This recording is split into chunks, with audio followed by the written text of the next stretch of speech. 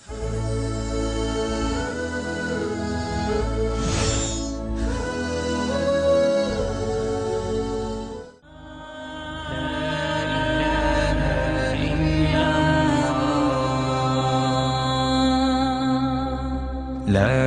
إله إلا الله لا إله إلا الله محمد رسول الله لا إله إلا الله محمد رسول الله لا إله إلا الله محمد رسول الله لا إله إلا الله محمد رسول الله لا إله إلا الله محمد رسول الله.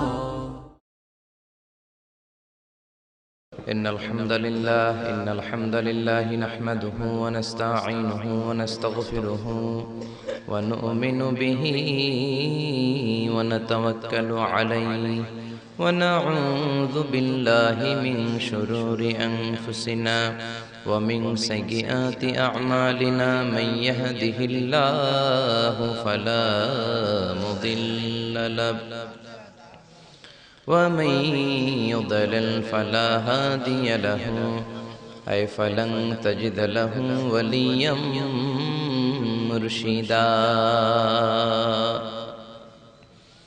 ونشهد أن لا إله إلا الله وحده لا شريك له والذي لا ضد له ولا ند له لا مثل له ولا مثيل له لا وزير له ولا كفيل له لا شبه له ولا شبيه له لا ولد له ولا والد له وهو الواحد الفرد الصمد لم يلد ولم يولد ولم يكن له كفوا أحد ونشهد أن سيدنا ونبينا وحبيبنا وبشيرنا ونذيرنا وطبيبنا وطبيب أرواحنا وحبيبنا وحبيب ربنا محمدا عبد الله ورسوله أرسله بالحق بشيرا ونذيرا وداعيا إلى الله بإذنه وسراجا منيرا أما بعد فقد قال الله تعالى في كلامه المجيد وفي فرقانه الحميد أعوذ بالله من الشيطان الرجيم بسم الله الرحمن الرحيم إن الله وملائكته يصلون على النبي يا أيها الذين آمنوا صلوا عليه وسلموا تسليما اللهم صل على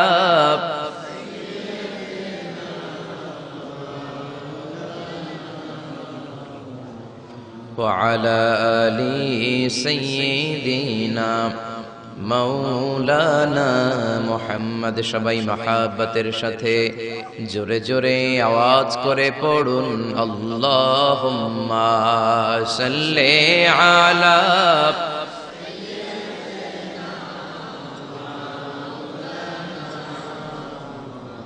وعلى آل سيدنا مولانا محمد মুনামার কাদেরে দিলামার কাদেরে যেতে সোনার মদিনায় মুনামার কাদেরে দিলামার যেতে সোনার মদিনায় ওই মদিনার পথের ধুলি ওই মদিনার পথের ধুলি জুড়াই মন বেদনা আল্লাহুম্মা সাল্লি আলা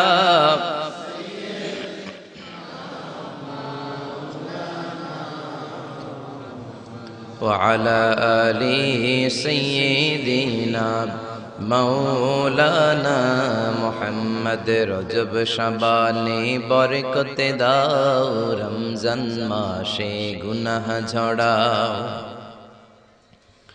রজব শাবানে বরকতে দাও রমজান মাসে গুনাহ ঝড়াও সপ্তাহ জুড়ে তুমি বরকতে দাও জুমার দিনেতে গুনাহ ঝড়াও রজব শাবানে বরকতে দাও রমজান মাসে গুনাহ ঝড়াও আল্লাহুম্মা সাল্লি আলা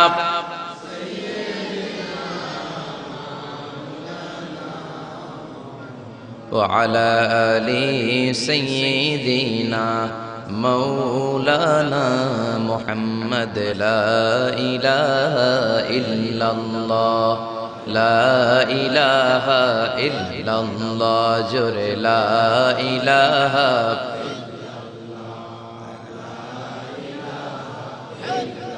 আল্লাহ নামের জিকির করবে যারা আল্লাহর কাছে প্রিয় তারা আল্লাহর কাছে প্রিয় যারা জান্নাতে প্রবেশ করবে তারা জোরে লা ইলাহা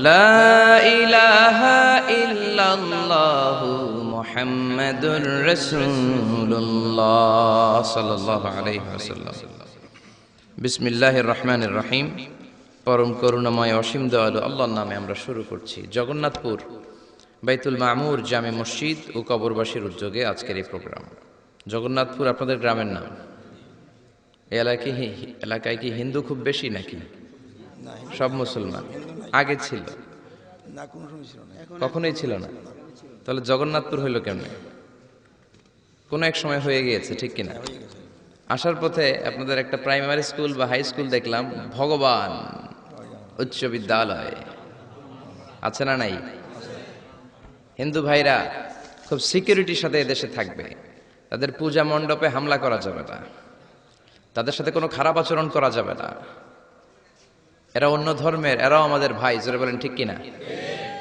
একদল আছে দেখবেন প্রতিমা ভাঙে মূর্তি ভাঙে এটা কবিরা গুনাহ হিন্দুরা এই দেশে খুবই শান্তিপূর্ণভাবে তাদের পূজা পার্বণ পালন করবে এই প্রোগ্রাম আমাদের জন্য নয় এটা তাদের প্রোগ্রাম ঠিক কিনা এখন আপনি যদি বলেন ধর্ম যার যার উৎসব সবার ভেজাল আছে না নাই নো ইটস অ্যাবসলিউটলি রং এটা পুরোপুরি ভুল ধর্ম তোমার উৎসব তোমার চিল্লায় বলেন ঠিক কিনা তাদেরকে আপনি সিকিউরিটি দেন তাদেরকে তাদের মতো করে তাদের ধর্মকর্ম পালন করতে দেন কিন্তু তাদের নাচের সাথে আপনিও কোমর দুলানোর নাচ দিতে পারবেন না জোরে কোন ঠিক কিনা তারা যখন প্রতিমার কাছে সরস্বতীর কাছে যে বিদ্যার আবেদন করে আপনি করতে পারবেন না মা দুর্গা আসলে ফসল ভালো হয় এগুলো আপনি বলতে পারবেন না চিল্লায় বলেন ঠিক কিনা আপনি চাইতে হবে একজনের কাছে তিনি কে আল্লাহর কাছে চাইতে হবে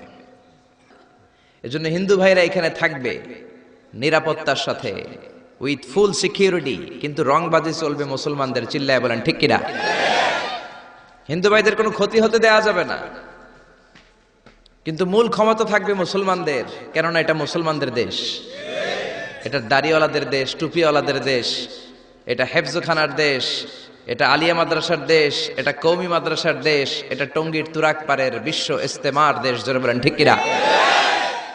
আল্লাহ আমাদেরকে পারস্পরিক সম্প্রীতি, এটা গোটা বিশ্বের জন্য বাংলাদেশ একটা মডেল।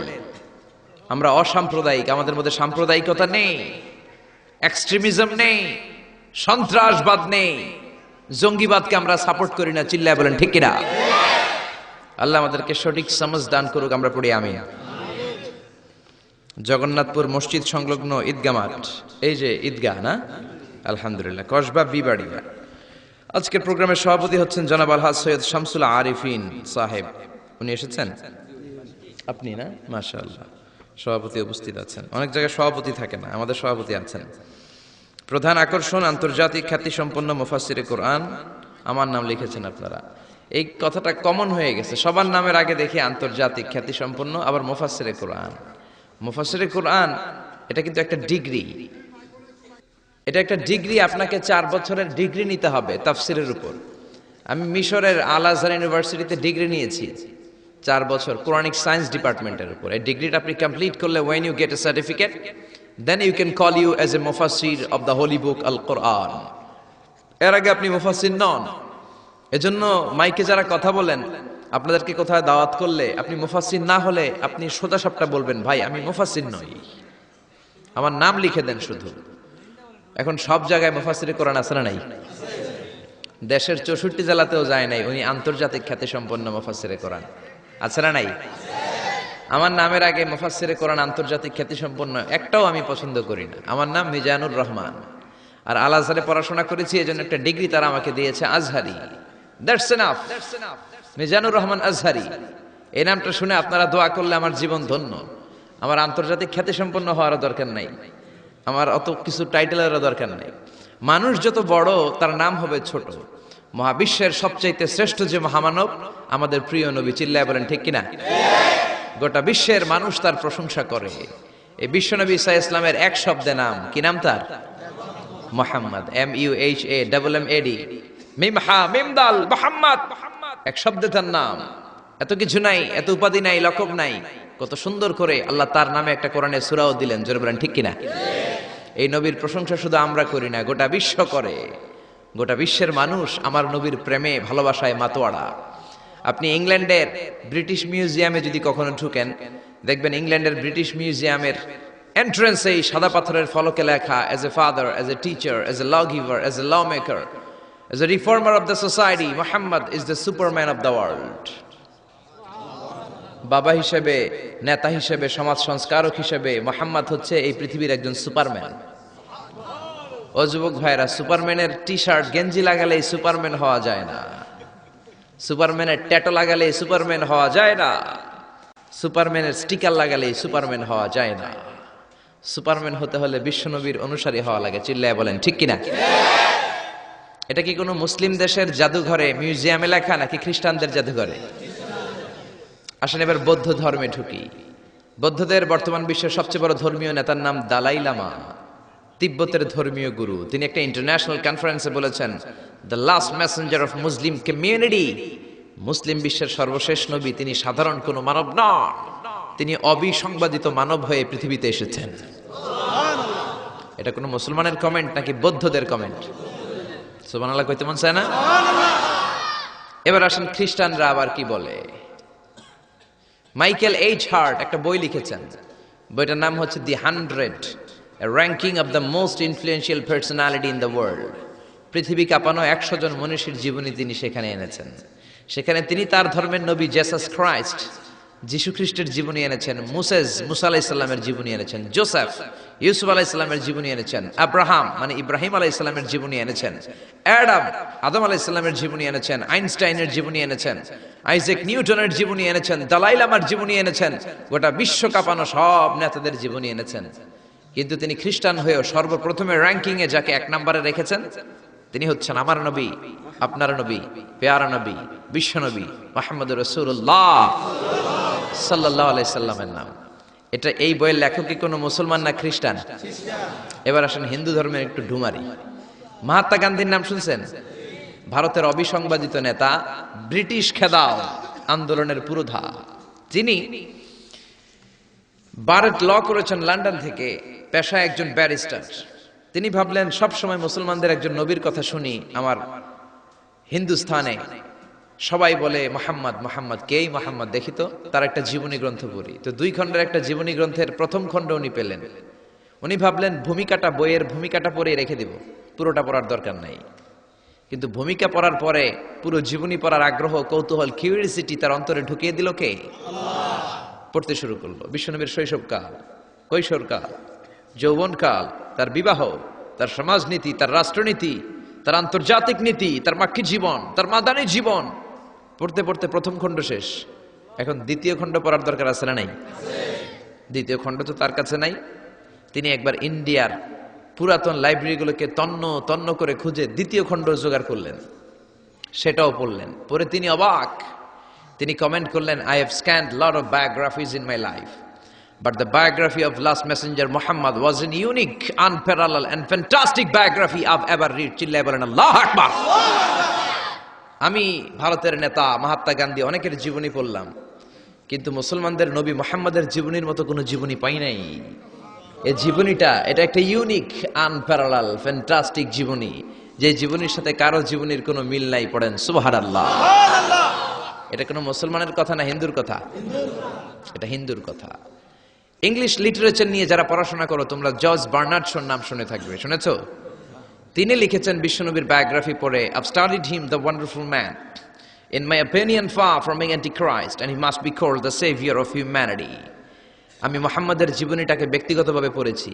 আমার পক্ষ থেকে তাকে খ্রিস্টান বিরোধী বলাতে দূরের কথা, তাকে মানবতার ত্রাণকর্তা বলতে হবে। চিল্লায় বলেন সুবহানাল্লাহ। ব্লগ লিখে লিখে বিশ্বনবীর জীবনীর ব্যাপারে কুৎসা রটনা করে, গালি দেয় আর ফতুয়া ছড়ায়। নবী কেন এতগুলো বিয়ে করলো? 11 জন বিবি কেন তার? 2 জন দাসী কেন তার? এগুলো তাদের চোখে পড়ে, কিন্তু 25 বছরের একজন তাগড়া যুবক 40 বছরের একজন প্রৌঢ় নারীকে যে বিয়ে করেছে সেটা তাদের চোখে পড়ে না। এই মহামানবটা একটা কুমারী নারীকে বিয়ে করেছে, আয়েশা, বাকি সবগুলো ছিল বিধবা। খাদিজা শুধু 40 বছরের প্রৌঢ় নারী নয়, বিশ্বনবীর সংসারে আসার আগেও খাদিজার আরো 2টা বিয়ে হয়েছে। খাদিজার গর্ভে অনেকগুলো সন্তান এসেছে, এগুলো তারা দেখে না। তিনি বিধবাদেরকে স্থান দিয়েছেন, প্রত্যেকটা বিয়ে আল্লাহর আদেশে করেছেন। চিল্লায় বলেন আল্লাহু আকবার। মায়েশার চেহারাটা সাইয়েদনা জিবরাইল রেশমি কাপড়ের মধ্যে করে বিশ্বনবীর কাছে এসে বললেন, ইয়া রাসূলুল্লাহ, দেখেন তো মেয়েটাকে কেমন লাগে। বিশ্বনবী বললেন, ভালো লাগে, কিন্তু মেয়েটা কার? সাইয়েদনা জিবরাইল বললেন, আপনার বন্ধু আবু বকরের মেয়ে, পছন্দ হয় কিনা বলেন। বিশ্বনবী বললেন হয়। তার কয়েকদিন পরে ডাইরেক্ট প্রপোজ, আল্লাহর কাছ থেকে সরাসরি প্রপোজাল এসেছে। জিবরাইল ছবি নিয়ে এসে বললেন, ইয়া রাসূলুল্লাহ, আল্লাহ প্রপোজাল পাঠিয়েছেন, বিয়ের প্রস্তাব। আমি হলাম বিয়ের ঘটক, আল্লাহ হলেন বিয়ের কাজী। বিশ্বনবী বললেন, জিবরাইল রে, তুমি যদি বিয়ের ঘটক হও, আল্লাহ যদি হয় বিয়ের কাজী, আমি মুহাম্মদ রাজি। বিয়ে হয়ে গেল। এভাবে প্রত্যেকটা বিয়ে বিশ্বনবী সাল্লাল্লাহু আলাইহি ওয়াসাল্লাম আল্লাহ তাআলার অর্ডার পেয়ে করেছেন, নিজের মন গড়া করে নাই। ওই নবীর বিরুদ্ধে যারা কথা বলে এগুলো মানুষ নয়, এগুলো অমানুষ। জোরে বলেন ঠিক কিনা? এগুলো জাহান্নামের নরকীট আর পিতৃ পরিচয়হীন জারদ সন্তান। জোরে বলেন ঠিক কিনা? এজন্য সরকারের উচিত আইন করে এই ব্লগারদেরকে বাইতুল মুকাররমের স্কয়ারের সামনে জুমার পরে ফাঁসিতে ঝুলিয়ে দেয়া। আমার নবীর বিরুদ্ধে যারা কথা বলবে তাদের ঠাঁই বাংলার জমিনে হতে পারে না। এজন্য এই ব্লগার আর নাস্তিকগুলোর বিরুদ্ধে আমাদেরকে এক থাকতে হবে। বিশ্বনবীরে গালি দেয়া হবে, মুসলমান ঘরে বসে থাকবে, সে মুমিন নয়, সে মুনাফিক। আসুন আমরা মহাবিশ্বের মহাবিশ্বয় মহাগ্রন্থ আল কোরআন থেকে কথা শুনি, যেই কোরআনের মধ্যে কোনো ভুল নাই, আছে সন্দেহ নাই, আছে সংশয় নাই, আছে। পৃথিবীর কোনো ধর্মগ্রন্থকে মুখস্থ করা যায় না, কিন্তু কোরআনকে করা যায়। এটা কোরআনের মুআজিজা। কোন ধর্মগ্রন্থ অবিকৃত অবস্থায় নেই। They already distorted their scripture. Taurat, Zabur আল্লাহ নাজিল করেছেন হিব্রু ভাষায়। বলেন তো কোন ভাষায়? আরবিতে এটাকে বলে আল-লুগা আল-ইবরানিয়া, ইবরানি ভাষায় নাজিল করেছেন। ইনজিলকে আল্লাহ তাআলা নাজিল করেছেন সুরিয়ানি ভাষায়। আর এই কোরআনকে আল্লাহ তাআলা নাজিল করেছেন কোন ভাষায়? রব্বুল আলামিন বলেন, ইন্না আনজালনাহু কুরআনান আরাবিয়্যান লাআল্লাকুম তাআকিলুন। ও নবী, এই কোরআনকে আমি সুরিয়ানি ভাষায় পাঠাই নাই, ইব্রানি ভাষায় পাঠাই নাই, চাইনিজ ভাষায় পাঠাই নাই, ইংলিশ ভাষায় পাঠাই নাই। কোরআনকে আল্লাহ কোন ভাষায় পাঠালেন? এজন্য আরবি শিখতে রাজি আছেন তো? ছেলে মেয়েদেরকে কোরআনের ভাষা শিখাবেন। কোরআনের ভাষা আরবি ভাষা। কোরআনের ভাষা শিখলে ফ্যামিলিটারে বরকতময় করে দিবে কে? আল্লাহ। আবার এই কোরআনটাকে রব্বুল আলামিন বিশ্ব নবীর জীবনে সবচাইতে দামি মুআজিজা করে পাঠালেন। মুআজিজা মানে হচ্ছে মিরাকেল। মিরাকেল মানে হচ্ছে অলৌকিক বিষয়। সব নবীকে আল্লাহ মিরাকেল দেন। নবী তার এলাকার লোকদেরকে এই মিরাকেল দেখান। এই মিরাকেল দেখিয়ে দেখিয়ে নবী তাদেরকে ইমানদার বানান। সব নবীকে মিরাকেল দেয় কে? মিরাকেল। আবার মিরাকেল আক্কেল একটা কি যেন আছে, ওইটা না, অলৌকিক বিষয় যেটা নবী দেখান এলাকার মধ্যে। বিশ্ব নবীকে আল্লাহ এরকম অনেক মিরাকেলস দিয়েছেন, অলৌকিক বিষয় দিয়েছেন। বিশ্ব নবী আঙ্গুল দিয়ে চাঁদের মধ্যে ইশারা করেছেন, চাঁদ ভেঙে দুই ভাগ হয়েছে। কোন ঠিক কিনা? এটা অলৌকিক বিষয় না? আপনি আমি পারবো? পৃথিবীর কোন আল্লাহর ওলি পারবে? কিন্তু বিশ্ব নবী পেরেছেন। চিল্লায় বলেন ঠিক কিনা? এরকম হাজার হাজার মুআজিজা রব্বুল আলামিন বিশ্ব নবীকে দান করেছেন। কিন্তু হাজার মুআজিজার মধ্য থেকে বিশ্ব নবীর জীবনে সবচাইতে দামি মুআজিজার নাম হলো কোরআন। কি নাম? কোরআন। চিল্লায় বলেন কি নাম? কোরআন। এই কোরআন হচ্ছে জীবিত মুআজিজা, a live miracle in the story of last messenger. সব নবীকে এরকম আল্লাহ মিরাকেল দিয়েছেন, অলৌকিক বিষয়। দাউদ আলাইহিস সালামের মিরাকেল মুআজিজা আছে না নাই? ওয়া আলান্না লাহুল হাদীদ।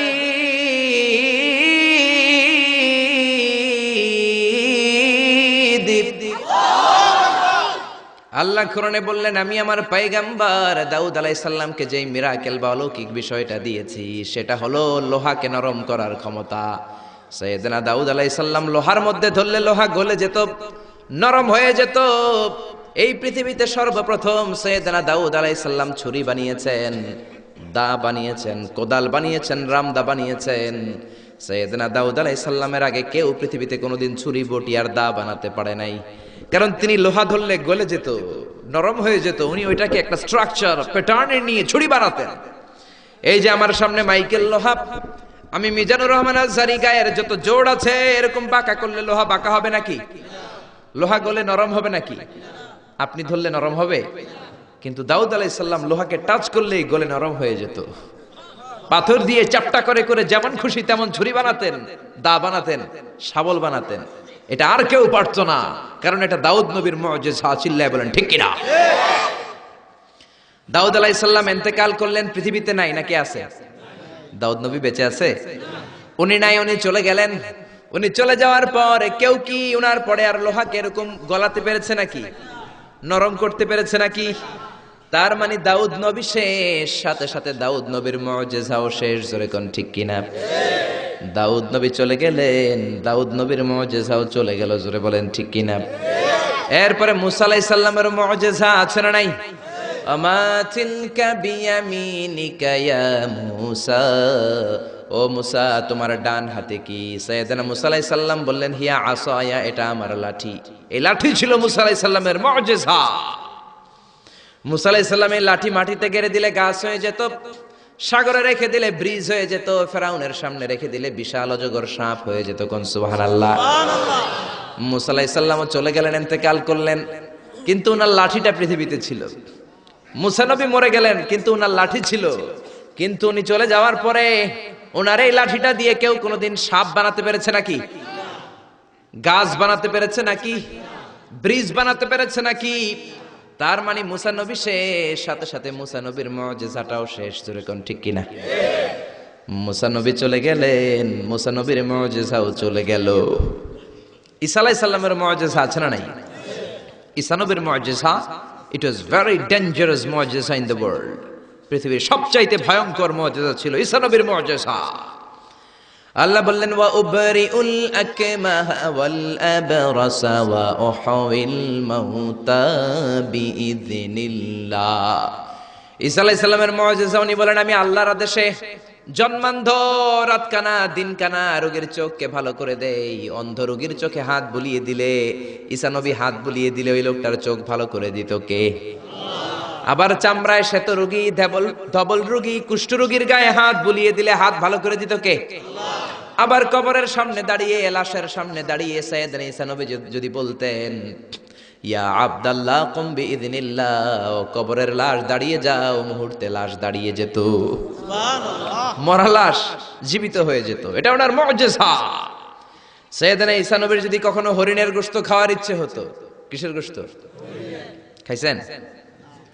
খাইছেন? খেয়েছো? হরিণের গোশত খাওয়ার যদি ইচ্ছে কখনো ঈসা নবীর হতো, উনি জঙ্গলের সামনে যে হরিণগুলোর ডাক দিতেন ইয়া দাবি তাআল, এই হরিণ সামনে আয়, লাফিয়ে লাফিয়ে হরিণগুলো সামনে চলে আসতো। উনি দেখে দেখে চুজ করতেন কোন হরিণের গোশত খাবেন, ওই হরিণটারে হাতে নিতেন, ছুরি নিয়ে নিজ হাতে হরিণের গলায় ছুরি বসিয়ে জবাই করতেন, চামড়াটা কেটে কেটে গোশতগুলো আগুন দিয়ে ঝলসে ঝলসে বারবিকিউ করে খেতেন। কিন্তু হরিণের হাড্ডি খেতেন না। কি খেতেন না? গোশত খেতেন, হাড্ডি খেতেন না। হাড্ডিগুলোর স্তূপ করে জমা করে রাখতেন। খাওয়ার পরে হাড্ডির দিকে ইঙ্গিত করে বলতেন কুম বিইযনিল্লাহ, ও হরিণের মরা হাড্ডি, আল্লাহর আদেশে জীবিত হয়ে জঙ্গলে চলে যা। বলতে দেরি হতো, মরা হাড্ডি থেকে জীবিত হরিণ হয়ে জঙ্গলে যেতে দেরি হতো না। এটা ঈসা আলাইহিস সালামের মুজিজা। উনি মৃত জিনিসকে জীবিত করতে পারতেন। উনিও চতুর্থ আকাশে চলে গেলেন। উনি চলে যাওয়ার পরে উনার কোন খ্রিস্টান উম্মাত কোন অন্ধরোগীর চোখের মধ্যে হাত বুলালে চোখ ভালো হবে নাকি? চোখের পাওয়ার যেটা আছে ওইটাও যাইব, ঠিক কিনা? ধবল রোগী, শ্বেত রোগী, কুষ্ঠ রোগীর গায়ের মধ্যে হাত বুলিয়ে দিলে রোগ ভালো হবে নাকি? মরা লাশের সামনে দাঁড়িয়ে যদি বলে কুম বিইযনিল্লাহ, ও লাশ তুই মুহূর্তের মধ্যে জীবিত হয়ে দাঁড়িয়ে যা, লাশ দাঁড়াবে নাকি? এই ঈদগাতে মাঝে মাঝে জানাজার নামাজ হয় না? ধরেন আজকে একটা জানাজার নামাজ, সামনে লাশ, আপনারা দাঁড়ায় আছেন, একজন সামনে যায়, লাশের সামনে যায় বলে এই লাশ তুই দাঁড়া, এই তুই দাঁড়া। আপনারা কি বলবেন? বলবেন লাশ দাঁড়ানোর আগে তুমি একটা পাবনার টিকিট কেটে আসো। জোরে বলেন ঠিক কিনা? কারণ মাথার মধ্যে ঝামেলা ঢুকেছে, পাগলামি ঢুকেছে, লাশ দাঁড়াবে না, আর লাশ দাঁড় করে না তো ঈসা নবীর মুজিজা। জোরে কোন ঠিক কিনা? তার মানে ঈসা নবী চলে গেলেন, ওনার মুজিজাও চলে গেল, ওনার মুজিজা কেউ দেখাতে পারে না। ঈসা নবী শেষ, সাথে সাথে মুজিজাও শেষ। খেয়াল করে বুঝেন, দাউদ নবী চলে গেলেন, দাউদ নবীর মুজিজাও চলে গেল। মুসা নবী চলে গেলেন, মুসা নবীর মুজিজাও চলে গেল। ঈসা আলাইহিস সালাম চলে গেলেন, ঈসা নবীর মুজিজাও চলে গেল। বিশ্ব নবী চলে গেলেন, বিশ্ব নবীর মুজিজা কোরআন কি চলে গিয়েছে নাকি? বিশ্বনবীর সবচাইতে দামি মুজিজা কোরআন আছে না নাই? বিশ্বনবী ইন্তেকাল করলেন, বিশ্বনবীর উপর নাজিল হওয়া সবচাইতে দামি মুজিজা কোরআন কি ইন্তেকাল করেছে নাকি? কোরআন ইন্তেকাল করে নাই, কোরআন মরে যায় নাই, কোরআন চলে যায় নাই। Up to the day of judgement, up to the day of resurrection Quran থাকবে। কোরআন হেদায়েতের আলো ছড়িয়ে যাবে। চিল্লায় বলেন ঠিক কিনা? এজন্য জীবনের সব অঙ্গনে এই কোরআন মানতে রাজি আছেন তো? কিছু মানবেন, কিছু মানবেন না এমন না তো? তাফসিরুল কোরআনে আসবেন তো? একদল আছে তাফসিরুল কোরআন, এটা ভালো লাগে না। তাফসিরুল কোরআন এই শব্দটাই তাদের ভালো লাগে না। তাফসিরুল কোরআন শুনলেই এদের গায়ে চুলকানি হয়, আছে না নাই? নামাজের রোজার ধারে ধারে না, তাফসির মাহফিল চোখে সয় না। জোরে কোন ঠিক কিনা? নামাজ রোজার ধারে ধারে না, তাফসির মাহফিল চোখে সয় না। শুধু খেলে কভু একবার ওই গুনাতি হাতুর ফাঁকি দিলি শুধু জনগণকে, আল্লাহর দরবারে বরখাস্ত খাস্ত হায়, পাপ করিবার হস্ত হস্ত হায়। তাই যদি হয় ব্যস্ত ব্যস্ত, কি করিলি দুনিয়াতে নিজেকে সঠিক বলে। ফাঁকি দিলি শুধু জনগণকে, আল্লাহর দরবারে বরখাস্ত খাস্ত হায়, পাপ করিবার হস্ত হস্ত হায়। তাই যদি হয় ব্যস্ত ব্যস্ত। চিল্লা বলেন ঠিক না? তাফসির মাহফিল ভাল লাগে না, গায়ে চুলকানি হয়। কিন্তু তাফসির দিয়ে যে এদেশে কত খেদমত হয়েছে, কত কাফির মুসলমান হয়েছে, কত নাস্তিক আস্তিক হয়েছে তার কোনো ঠিক নাই, জোরে কোন ঠিক কিনা? এদেশের একজন মুফাসসির আছে যার হাতে হাত রেখে হাজার হাজার অমুসলিম ইসলাম ধর্ম গ্রহণ করেছে, জোরে বলেন ঠিক কিনা? জেলখানাতে বন্দী। এখন জেলখানা বানানো হয় চোর বাটপারের জন্য। কার জন্য? এখন চোর বাটপার দেশের বাইরে, জেলের বাইরে, আর মুফাসসিরে কোরআন জেলখানার ভিতরে। চিল্লায় বলেন ঠিক কিনা? জেলখানায় কোনো মুফাসসির বসে বসে কাঁদলে তার জন্য চিন্তিত হওয়ার কারণ নাই। তার গুনাহগুলো মাফ করে দিচ্ছে কে? আল্লাহ। তাকে ওলিদের শিরোমণি বানিয়ে দিচ্ছে কে? আল্লাহ। আমরা বিপদ আসলে কষ্ট পাই, আল্লাহরে বকা দেই। রোগ আসলে কষ্ট পাই, আল্লাহরে গালি দেই। সাহাবারা রোগ আর বিপদ না আসলে ভয় পেয়ে যেতেন, কারণ বিশ্বনবী বলতেন আসাদুন নাসি বালা আনাল আম্বিয়া, সবচাইতে বেশি আল্লাহ পরীক্ষা করেন নবীদেরকে, সুম্মাল আমসাল ফাল আমসাল, তারপরে সিদ্দিকিন সোহাদাদেরকে, আল্লাহর ওলিদেরকে। মানুষ আল্লাহর কাছে যত প্রিয় তার পরীক্ষাটাও তত করা, ঠিক না? এজন্য জেলখানায় কেউ থাকলে তার জন্য অত কষ্টের দরকার নাই, চিন্তার দরকার নাই। তার মর্যাদা বাড়িয়ে দিচ্ছে কে? আল্লাহ তার মর্যাদা বাড়িয়ে দিচ্ছে। তার জনপ্রিয়তার মতো জনপ্রিয়তা এই বাংলার জমিনে কারো নাই। এখনো আধা ঘন্টা তার কথা শোনার সুযোগ যদি দেয়া হতো, বাংলার কোনো মাঠ নাই, ঘাট নাই, বিল নাই, স্কয়ার নাই, সিলেটের হাকালুকি হাওর নাই যেখানে লোক জায়গা দেয়া যাবে। চিল্লায় বলেন ঠিক না? এজন্য যে কোরআনের রাস্তায় আমরা নেমেছি, এই রাস্তাটা বড় কঠিন। কালিমার দাওয়াত আপনি দিবেন, কালিমার কথা বলবেন, কালিমার পক্ষে থাকবেন, এই জিনিসটা এত সোজা না। কেউ আপনার রাস্তায় ফুল বিছিয়ে রাখবে না। এ রাস্তা কুসুমাস্তীর্ণ নয়, এটা কণ্টকাকীর্ণ। আপনাকে ঝুঁকি নিয়ে কথা বলতে হবে, আপনাকে ঝুঁকি নিয়ে ময়দানে কাজ করে যেতে হবে, ঝুঁকি নিয়ে কালিমার দাওয়াত দিতে হবে। চিল্লায় বলেন ঠিক কিনা? এই কালিমার পথে আমরা উঠেছি, এই কোরআনের পথে আমরা নেমেছি। দুনিয়ার কোনো কিছু দিয়ে এই কোরআনের রাস্তা থেকে ফেরানো যাবে না, এখন ঠিক কিনা? বিশ্বনবীর কাছে অনেক প্রস্তাব ছিল, কাফিরেরা 3 দফা প্রস্তাব দিল। আব্দুল্লাহর বেটা মুহাম্মদ 3 দফা প্রস্তাব। কয় দফা? ও মুহাম্মদ, মদিনার নেতা হতে চাও? 1 দফা, নেতা বানিয়ে দেব। সম্পদ চাও? সম্পদ দিয়ে দেব। সুন্দরী নারী চাও? নারী দিয়ে দেব। এই কালেমার দাওয়াত ছেড়ে দাও, কোরআনের তাফসীর ছেড়ে দাও। বিশ্বনবী বললেন তোমাদের দফা 3টা, আমার দফা 1টা। সবাই বলল তোমার কি দফা? বিশ্বনবী বললেন লা ওয়াদাউ শামসা ফি ইয়ামিনি, আর সম্পদ, নারী আর ক্ষমতা তো দূরের কথা, আকাশের সূর্যটা যদি ডান হাতে দাও, ওয়াল কামারা ফি ইয়াসারি, আকাশের চন্দ্রটা যদি বাম হাতে দাও, এই কোরআনের রাস্তা থেকে 1 চুল পরিমাণ আমারে পিছনে সরানো যাবে না, যাবে না, ঠিক না? এজন্য কোরআনের পথে আমরা নেমেছি। আমরা ভয় পাই একজনকে, সে আল্লাহর খুশির জন্য এই পথে আমরা আন্দোলন চালিয়ে যাবো, জোরে বলেন ঠিক না? আমরা এই কোরআন নিয়ে মরতে চাই। কোরআনের পথে যেন আমরা থাকতে পারি, আল্লাহ যেন কবুল করে। আমরা পড়ি আমিন। আসুন সেই কোরআন থেকে আমরা কথা শুনি, সরাসরি কোরআন থেকে তাফসীর শুনি। রাজি আছেন তো? কষ্ট হচ্ছে না তো? মন খারাপ করে দিলাম না তো? এই মুফাসসিরে কোরআনের কথা শুনলে সবার মন খারাপ হয়ে যায়। একজন মানুষের কত জনপ্রিয়তা। আমি আজকে 50 বছর কোরআনের তাফসীর করেছি সারা বাংলাদেশে, সারা পৃথিবীতে। আমাকে বানানো হয়েছে যুদ্ধ অপরাধী, আমাকে বানানো হয়েছে চোর, ডাকাত, হত্যাকারী, ধর্ষণকারী। আমি আল্লাহর নামে কসম করে বলছি, আল্লাহ তোমার ইজ্জতের কসম, তোমার সম্মানের কসম, 1971 সনের 1 ফোঁটা পানি বা কাদা আমার গায়ে লাগে নাই, লাগে নাই, লাগে নাই। কিন্তু আপনারা তো ওনার কথা শুনে চোখের পানি ছেড়ে দিলেন। আমি কি আপনার জন্য 2 রাকাত নফল নামাজ পড়ে দোয়া করব? নেভার। আমি জাস্ট একটা দোয়া পড়ে ফু দিয়ে দিব। কিন্তু আপনারা তার জন্য নফল নামাজ পড়েও দোয়া করেছেন।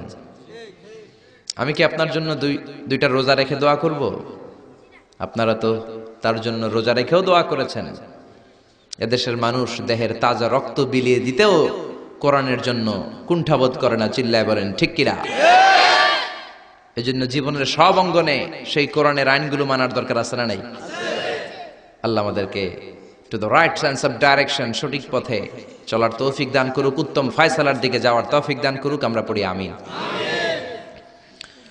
কোরআনের সবচেয়ে যে দামি আয়াত, ওই আয়াতটার তাফসীর আজকে করব। বিশ্বনবীকে জিজ্ঞেস করা হলো আইয়ু আয়াতিন আযামু মিন কিতাবিল্লাহি ইনদাকা নবী, কোরআনের কোন আয়াতটা সবচাইতে বেশি দামি আপনি মনে করেন? বিষ্ণু বললেন আযমু আয়াতিন মিন কিতাবিল্লাহি আয়াতুল কুরসি। আল্লাহর কোরআনের মধ্যে 6666 আয়াত, কারো বর্ণনা মতে 6636 আয়াত, আরেক বর্ণনা মতে আরেকটা রিওয়ায়াত পাওয়া যায়। এই যতগুলো আয়াত কোরআনের মধ্যে আছে সবচাইতে দামি আয়াতের নাম আয়াতুল কুরসি, ঠিক কি না? এতগুলো আয়াত থাকতে এটার দাম এত বাড়লো কেন? এটার এত মর্যাদাপূর্ণ আয়াত কেন?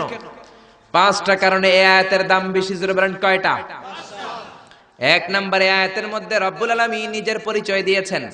একটা মাত্র আয়াত, কিন্তু এত সুন্দর করে চমৎকার করে রব্বুল আলামিন নিজের পরিচয়টা একটা আয়াতে দিয়েছেন। গোটা কোরআন তন্ন তন্ন করে তালাশ করলে আর কোন জায়গায় এত সুন্দর পরিচয় আল্লাহর পাওয়া যায় না। কোন সুবহানাল্লাহ। এজন্য এই আয়াতটার দাম এত বেশি। আবার এই আয়াতের মধ্যে রব্বুল আলামিন তাওহীদের কথা বলেছেন। কিসের কথা? তাওহীদেরই মুর্শিদ আমার মুহাম্মাদের নাম বলো, মুহাম্মাদের নাম। আল্লাহর নাম জপলে বুঝতে পারি আল্লাহরই কালাম বলো, মুহাম্মাদের নাম। আল্লাহু আকবার। আল্লাহ তার একত্ববাদের ঘোষণা দিলেন, তিনি যে এক এবং একক। এই ঘোষণাটা আয়াতের মধ্যে আছে, এই জন্য আয়াতের মর্যাদা বাড়িয়ে দিয়েছে কে? আল্লাহ। আবার এই আয়াতের মধ্যে আল্লাহর 4টা সিফাতি নাম আছে। জোরে বলেন কয়টা? 1 নম্বরে আল হাইয়্যু, 2 নম্বরে আল কাইয়্যুম, 3 নম্বরে আল আলী, 4 নম্বরে আল আযীম। এই 4টা আল্লাহর সিফাতি নাম এই আয়াতের মধ্যে থাকার কারণে আয়াতের মর্যাদা বাড়িয়ে দিয়েছে কে? আল্লাহ। আবার এই একটা আয়াতে রব্বুল আলামিন তিনি যে কত ক্ষমতাবান, তার কুদরত যে কত বড়, তার জ্ঞানের সীমানা যে কত বড়, এগুলোর বর্ণনা দিয়েছেন। আবার এই আয়াতের মধ্যে আল্লাহ কুরসির বর্ণনা দিয়েছেন। কুরসি হচ্ছে পৃথিবীতে, মহাবিশ্বে আল্লাহ যে 4টা জিনিস সর্বপ্রথম তৈরি করেছে, আরশ, কুরসি, লৌহ, কলম, এই 4টা জিনিসকে মহাবিশ্বে আল্লাহ সর্বপ্রথম তৈরি করেছেন। এই কুরসির কথাও এই আয়াতের মধ্যে আছে না নাই? এই কুরসি শব্দটা থেকেই আয়াতের নামকরণ করা হয়েছে আয়াতুল কুরসি। এরপরে বিশ্বনবী আপনাদেরকে বললেন, মান কারা আয়াতুল কুরসি দুবুরা কুল্লি সালাতিন মাকতুবাতিন লাম ইয়ামনাহু মিন দুখুলিল জান্নাতি ইল্লাল মাউত। কেউ যদি প্রত্যেক ফরজ নামাজের পরে একবার করে আয়াতুল কুরসি পড়ে, সে জান্নাতে ঢোকার ক্ষেত্রে কোনো বাধা নাই, একটাই বাধা, তার মরণ। লোকটা মরে না তাই জান্নাতে যায় না, মরলেই জান্নাতি। আল্লাহু আকবার। এই জন্য প্রত্যেক ফরজ নামাজের পরে আয়াতুল কুরসি পড়ার দরকার আছে না নাই? It should be a special wazifa for every Muslim at every evening and every morning. After every congregational prayer you offer in mosque. প্রত্যেক জামাতে নামাজের পরে প্রত্যেক মুসলমানের ওয়াজিফা হওয়া দরকার আয়াতুল কুরসি। ইমাম সাহেব সালাম ফিরাবে, সালাম ফেরানোর পরে আপনি আয়াতুল কুরসি পড়বেন। কিন্তু ইমাম সাহেবরা তো সময় দেয় না। আমাদের দেশে সালামের পরে হুট করে একটা মুনাজাত আছে না নাই? মুনাজাত দিবেন, সমস্যা নাই, কিন্তু আগে তাসবিহ পড়বেন। আমাদের দেশে এরকম আসসালামু আলাইকুম, আসসালামু আলাইকুম রাহমাতুল্লাহ, আমিন, ইয়া আরহামার রাহিম, শেষ। তো আপনি কি চাইলেন আল্লাহর কাছে? কি চাইলেন? আমিন, ইয়া আরহামার রাহিমিন। এত কম সময় কেন তোমার? জি বাংলা দেখতে তো তোমার সময় পাওয়া যায়, স্টার জলসা দেখতে সময় আছে, কিরণমালা দেখতে সময় আছে, বিপিএল এর খেলা দেখার সময় আছে, আইপিএল এর সময় আছে, আইসিসির সময় আছে, খুলনার সাথে কুমিল্লার ফাইনাল খেলা ওইটা দেখারও সময় আছে। কিন্তু আল্লাহর কাছে চাওয়ার সময় নাই। এক সাহাবী প্রতিদিন সালামের পরে দৌড় দিত, রাসূল বললেন এক ডাইক বসো, কই নবী কাজ আছে, কই বেটা বস। আল্লাহর কাছে চা কা আমার কিছু চাওয়ার নাই, রাসূলকে কিছু চাওয়ার না থাকলে নুন চা বেটা, লবণটাও আল্লাহর কাছে চা। তোমার পায়ের জুতা যদি ছিঁড়ে যায় মুচির কাছে পড়ে যাবা, মুচির কাছে যাওয়ার আগে চাইতে হবে একজনের কাছে, তিনি কে? আল্লাহ। এজন্য প্রত্যেক ফরজ নামাজের পরে তাসবিহ পড়বেন। বিশ্বনবী তাসবিহ পড়তেন, এগুলো মানুষ জানেই না। বিশ্বনবী সালাম ফিরানোর পরে প্রত্যেক নামাজের পর সাহাবাদের দিকে মুখ ফিরিয়ে বসতেন। কিন্তু আমাদের দেশে শুধু ফজরের নামাজের পর আর আসরের নামাজের পর ইমাম সাহেবরা বসে, ঠিক কিনা? বাকি 3 নামাজে জোহর, মাগরিব, এশার পরে কি বসে? কি করে? সালাম আলাইকুম, সালাম আলাইকুম, আমিন, ইয়া আরহামার রাহিম, ঠিক কিনা? তো এত কম সময় কেন আপনার মিয়া? বিশ্বনবী ঘুরে বসে থাকতে পারেন, তাসবিহ পড়তে পারেন, আপনি কোন সলিমুদ্দি কোন কলিমুদ্দি হয়ে গিয়েছেন। প্রত্যেক নামাজের পরে মুসল্লিদের দিকে ফিরে বসেন। বিশ্বনবী সালাম ফিরানোর পরে আসসালামু আলাইকুম ওয়া রাহমাতুল্লাহ, আসসালামু আলাইকুম ওয়া রাহমাতুল্লাহ, সালাম ফেরানোর পরে আওয়াজ করে বিশ্বনবী বলতেন আল্লাহু আকবার। কি বলতেন? নামাজ শুরু করছেন আল্লাহু আকবার, সালাম ফিরায় শেষ তখন আল্লাহু আকবার। তারপরে তিনবার পড়তেন আস্তাগফিরুল্লাহ আস্তাগফিরুল্লাহ আস্তাগফিরুল্লাহ, তারপরে পড়তেন আস্তাগফিরুল্লাহ আল্লাযী লা ইলাহা ইল্লা হুয়াল হাইয়ুল কাইয়্যুম ওয়া আতুবু ইলাইহি। তারপরে 33 বার সুবহানাল্লাহ, 33 বার আলহামদুলিল্লাহ, 34 বার আল্লাহু আকবার। আসরা নাই, আরেকবার নাই, প্রত্যেকটাই 33 বার শেষ করবে লা ইলাহা ইল্লাল্লাহু ওয়াহদাহু লা শারীকা লাহু লাহুল মুলকু ওয়া লাহুল হামদু ইউহয়ী ওয়া ইউমীতু ওয়া হুয়া আলা কুল্লি শাইইন কাদির। এটা পড়ার পরে বিশ্বনবী আয়াতুল কুরসি পড়তেন। এরপরে পড়তেন আল্লাহুম্মা আনতাস সালাম ওয়া মিনকাস সালাম তাবারাকতা রাব্বানা ইয়া যাল জালালি ওয়াল ইকরাম। এরপরে পড়তেন রাদিতু বিল্লাহি রাব্বা ওয়া বিল ইসলামি দীনা ওয়া বিমুহাম্মাদিন নাবিয়্যা। তারপরে বলতেন আল্লাহুম্মা লা মানি'a লিমা আ'তাইতা ওয়া লা মু'তিয়া লিমা মান'আতা ওয়া লা ইয়ানফা'ু যাল জাদ্দি মিনকাল জাদ। এরপরে পড়তেন আল্লাহুম্মা ইয়া মুকাল্লিবাল কুলুবি সাব্বিত কুলুবানা আলা দীনিক, আল্লাহুম্মা ইয়া মুসাররিফাল কুলুবি সাররিফ কুলুবানা আলা তাআতিক। এরকম কত দোয়া যে বিশ্বনবী পড়তেন। তারপরে যদি আপনার মুনাজাত করতে মনে চায় মুনাজাত করেন, অথবা আপনি যে দোয়াটা করেছেন সেটাই যদি যথেষ্ট মনে করেন ওই দোয়াটাই করেন, সমস্যা নাই। কিন্তু সালাম আলাইকুম আমিন ইয়া আরহামার রাহিমিন এটা করবেন, আর তাসবিহ পড়বেন। রাজি আছেন তো? এই দোয়াগুলো করলে আল্লাহ কবুল করে। আবার বিশ্বনবী বললেন আযান ইকামতের মাঝখানের সময়টা, ওই সময় দোয়া করলে আপনার দোয়া কবুল করে নেয় কে? আল্লাহ। জামাতের 15 মিনিট বাকি, মসজিদে ঢুকেছেন, সুন্নত পরে অনেকে বসে বসে ঘড়ির দিকে তাকায় রয়েছে। তো ঘরে আপনার ঘড়ি নাই, ঘড়ির দিকে তাকিয়ে থাকেন কেন? বিশ্বনবী বললেন দুআ লা ইউরাদ্দু বাইনাল আযানি ওয়াল ইকামা, আযান ইকামতের মাঝখানে দোয়া করলে ওই দোয়া আল্লাহ ফেরায় না। সুন্নত পরে আপনি বসে থাকার দরকার নাই। বাজারে যাওয়ার আগে যেমনি লিস্টি করে যান, পটল লাগবে, লাউ লাগবে, মাছ লাগবে, আল্লাহর কাছেও আপনার কি কি চাওয়া লাগবে কাগজের মধ্যে লিস্টি করে নিয়ে যাবেন। মসজিদে বসে বসে সুন্নত নামাজের পরে মুয়াজ্জিনের ইকামতের আগে ওইগুলো আল্লাহর কাছে চাওয়ার দরকার আছে না নাই?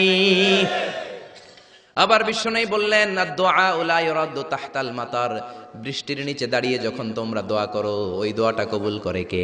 আল্লাহ।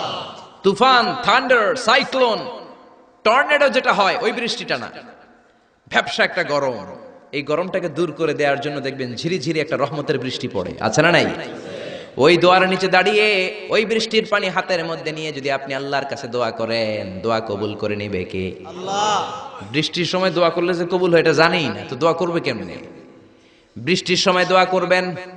আর এই দেশের মানুষ বৃষ্টি আসলে পাগল হয়ে যায়, গান বাজনা শুরু করে দেয়, আছে না নাই? এই বৃষ্টি ভেজা রাতে তুমি চইল্লা যাইও না, আছে না নাই? আরে বেটা দোয়া কর। আবার দেখি বৃষ্টি আসলে বড় বড় ডেক সেট বাজিয়ে দেয়, গান শুরু করে দেয়, বৃষ্টি পড়ে টাপুর টুপুর, পায়ে দিয়ে সোনার নূপুর, আঁকা বাঁকা মেঠো পথে কোন রূপসী হেঁটে যায়। কোন রূপসী হেঁটে যায় এটা জানা তোমার দরকার কি? তোমার রূপসী বউ লাগলে চাইবে একজনের কাছে, তিনি কে?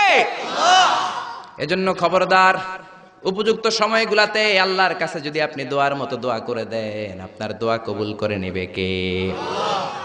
এজন্য বিশ্বনবী বললেন খবরদার, ইযা আওয়াইতা ইলা ফিরাশিকা ফাকরা আয়াতুল কুরসি, রাত্রিবেলা যখন বিছানায় ঘুমাতে যাও, ঘুমাতে যাওয়ার আগে আয়াতুল কুরসি পড়ো।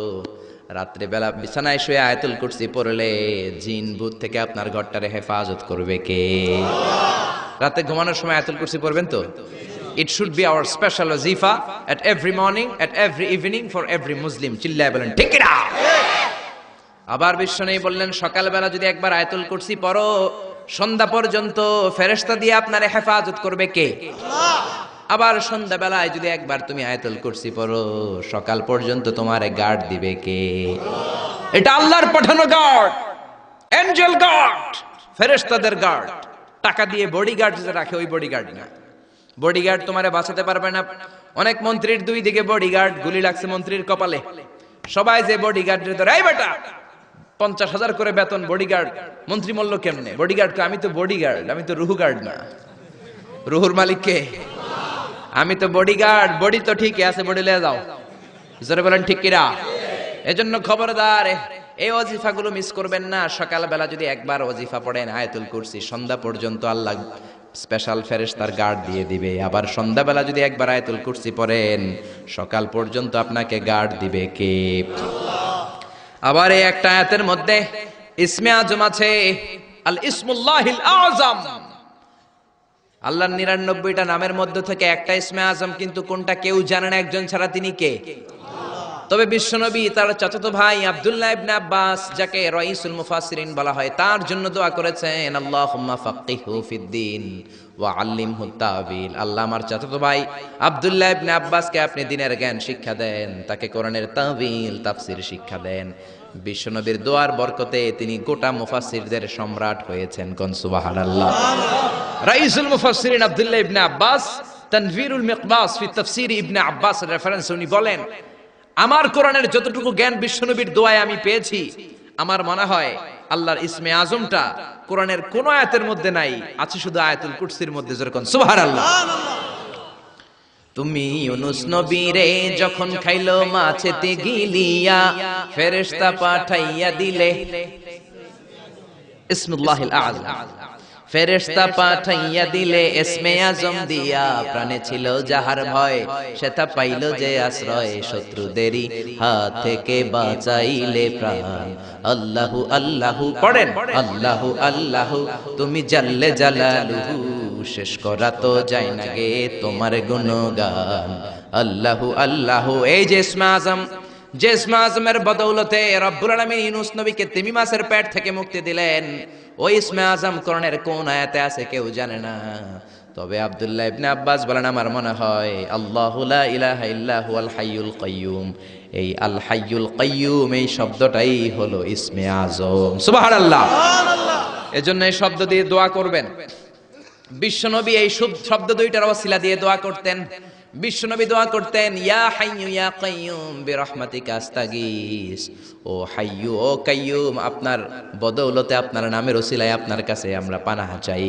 বিরহমাতিকা আস্তাগীস, আস্তাগীস শব্দটা এসেছে আল গাইস থেকে, আল গাউস। গাউস মানে সাহায্যকারী। গাউসুল আজম কার নাম? নাকি আব্দুল কাদের জিলানীর নাম? খবরদার, গাউসে পাক আব্দুল কাদের জিলানী নয়, গাউসে পাক হলেন আল্লাহ। গাউসুল আজম আব্দুল কাদের জিলানী নয়, গাউসুল আজম হলো আল্লাহ। গাউস মানে সাহায্যকারী, আল আজম মানে মহান। মহান সাহায্যকারী তো একজন, তিনি কে? এজন্য খবরদার, আল্লাহর ওলিরে আল্লাহর ওলি বলে ডাকবেন। ওলিকে আল্লাহর চেয়ারে বসানোর দরকার নাই, যেরকম ঠিক কিনা? আব্দুল কাদের জিলানী অনেক বড় আল্লাহর ওলি ছিলেন। উনি নিজে কোনোদিন নিজের গাউসে আজম বলেন নাই। আপনি কেমন করে বলেন? আব্দুল কাদের জিলানীকে গাউসে পাক বললে আপনার নামটা মুশরিকদের কাতারে তুলে দিবে কে? এজন্য আয়াতুল কুরসিটা হবে আমাদের স্পেশাল ওয়াজিফা। সবাই সকাল সন্ধ্যা আয়াতুল কুরসি পড়বেন তো? পড়বেন তো? আল্লাহ আয়াতুল কুরসির শব্দটা শুরু করেছেন আল্লাহ শব্দ দিয়ে। কোন শব্দ দিয়ে? আয়াতুল কুরসির প্রথম শব্দটা কি? আল্লাহু লা ইলাহা ইল্লা হুয়াল হাইয়ুল কাইয়্যুম। আল্লাহ, এই শব্দটা দিয়ে আয়াতুল কুরসি শুরু। এই আল্লাহ শব্দটা আল্লাহর আসল নাম। কি নাম? জোরে বলেন, কি নাম? এটাকে বলে ইসমুজ জাত। আল্লাহর জাতি নাম, আল্লাহর আসল নাম। আল্লাহ নিজেই আল্লাহর নাম রেখেছেন। আল্লাহর নাম রেখেছে কে? আপনার নাম আল্লাহ রাখেন নাই, আপনার নাম রেখেছে আপনার দাদা, আপনার নাম রেখেছে আপনার কাকা, আমার নাম রেখেছে আমার দাদা, আমার বাবা। গোটা বিশ্বের সবার নাম তার বাবা তার দাদারা রাখে। কোন ঠিক কিনা? কিন্তু আল্লাহর কি বাবা কিংবা দাদা আছে নাকি? তো ওনার নাম তো একজনের রেখে দেওয়া লাগবে। আল্লাহকে আমার দাদা নাই, আমার বাবা নাই, তোমাদের মতো আমার কাকা নাই, আমার নানা নাই, আমার নামটা আমি নিজেই রেখে দিয়েছি। আল্লাহু আকবার।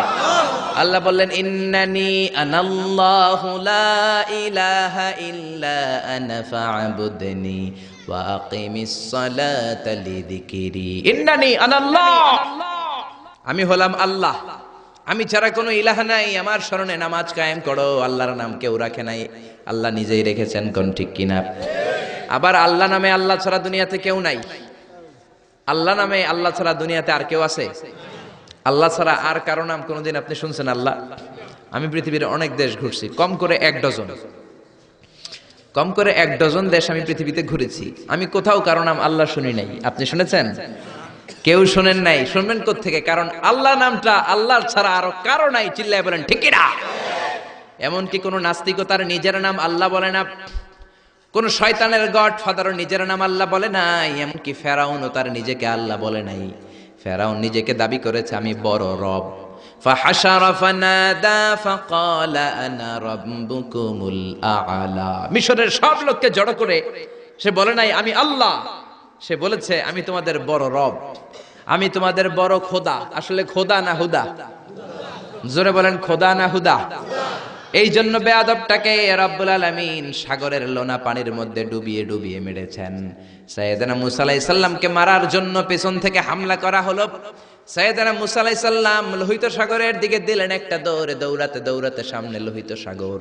আল্লাহর কাছে চোখের পানি ছেড়ে দিয়ে ডেকে বলেন, আল্লাহ সামনে বিশাল লোহিত সাগর, কেমন করে পার হব? সাঁতার কেটে তো লোহিত সাগর পার হওয়া যায় না। পেছন থেকে ফেরাউনের বাহিনী আমাদেরকে মারার জন্য এসেছে। আল্লাহ বললেন, মুসা দোয়ার দরকার নাই, তোমার লাঠি দিছি কোন কাজের লাগে? লাঠি দিয়েছি ব্রিজ বানাবা, সাপ বানাবা, বড় বড় জিনিস বানাবা। তোমার হাতের লাঠিটা লোহিত সাগরের মধ্যে রেখে দাও, বিশাল রাস্তা আমি এমনিতেই বানিয়ে দেব। সাইয়েদনা মুসা আলাইহিস সালাম লাঠি ফেললেন, লোহিত সাগরের এক মাথা থেকে আরেক মাথা বিশাল রাস্তা। লোহিত সাগর আমি অনেকবার গিয়েছি। Red sea, it's a border sea between KSA, the Kingdom of Saudi Arabia, and the Arab Republic of Egypt. মিশর এবং সৌদি আরবের মাঝখানে বর্ডার সাগর, এটা লোহিত সাগর। এটার এই মাথায় দাঁড়ালে ওই মাথায় সৌদি আরব। সুবহানাল্লাহ কইবেন না? জেদ্দা নগরী। এই লোহিত সাগরে ফেরাউন ডুবে মরেছে। অনেকে বলে নীল নদে ডুবে মরেছে, ভুয়া কথা। আমি ফেরাউনের দেশের মানুষ মিয়া, এই তথ্য আমার কাছ থেকে শুনেন। আমি ফেরাউনের দেশে ছিলাম 5 বছর, নীল নদের পানি খেয়েছি আমি 5 বছর। সরাসরি নীল নদ থেকে নিয়ে খাই নাই। আবার মিশরের সরকার রিফাইনিং করে, পরিশোধন করে পাইপলাইনের মাধ্যমে গোটা মিশরে ছড়িয়ে দিয়েছে। নীল নদ লম্বায় সবচেয়ে বড়, আড়াআড়িতে বড় নয়। আপনি ভালো সাঁতার জানলে আড়াআড়ি পাশের দিক থেকে আপনি নীল নদকে ক্রস করে ওদিকে চলে যেতে পারবেন। কিন্তু লম্বা এটা 6695 কিলোমিটার লম্বা, পৃথিবীর সবচেয়ে বড় নদ। এটা জান্নাতের নদ। বিশ্বনবী যখন মেরাজে গেলেন, 2টা নদী সিদরাতুল মুনতাহা থেকে জান্নাতে চলে যায়, আর 2টা নদী জান্নাত থেকে পৃথিবীর দিকে নামে। বিশ্বনবী ডেকে বললেন, জিব্রাইল, যেই 2টা নদী জান্নাত থেকে দুনিয়ায় নামে, এই নদীটার নাম কি? বিশ্বনবী বললেন, একটা ইরাকের ফোরাত নদী, আর একটা হলো আপনার ভাই মুসার দেশ মিশরের নীল নদী। কোন সুবহানাল্লাহ। ফেরাউন বলল, আমি জীবনে মুসারে আসতে দিব না পৃথিবীতে।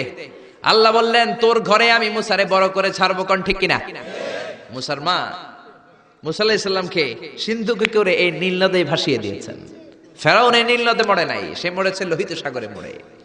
বিশাল লোহিত সাগরে রাস্তা হয়ে গেল। সাইয়েদনা মুসা আলাইহিস সালাম আল্লাহর শুকরিয়া করে বনি ইসরাইলের মুমিন বান্দাদেরকে নিয়ে, তার কর্মীদেরকে নিয়ে, তার অনুসারীদেরকে নিয়ে, তার সদস্যদেরকে নিয়ে রওনা হলেন।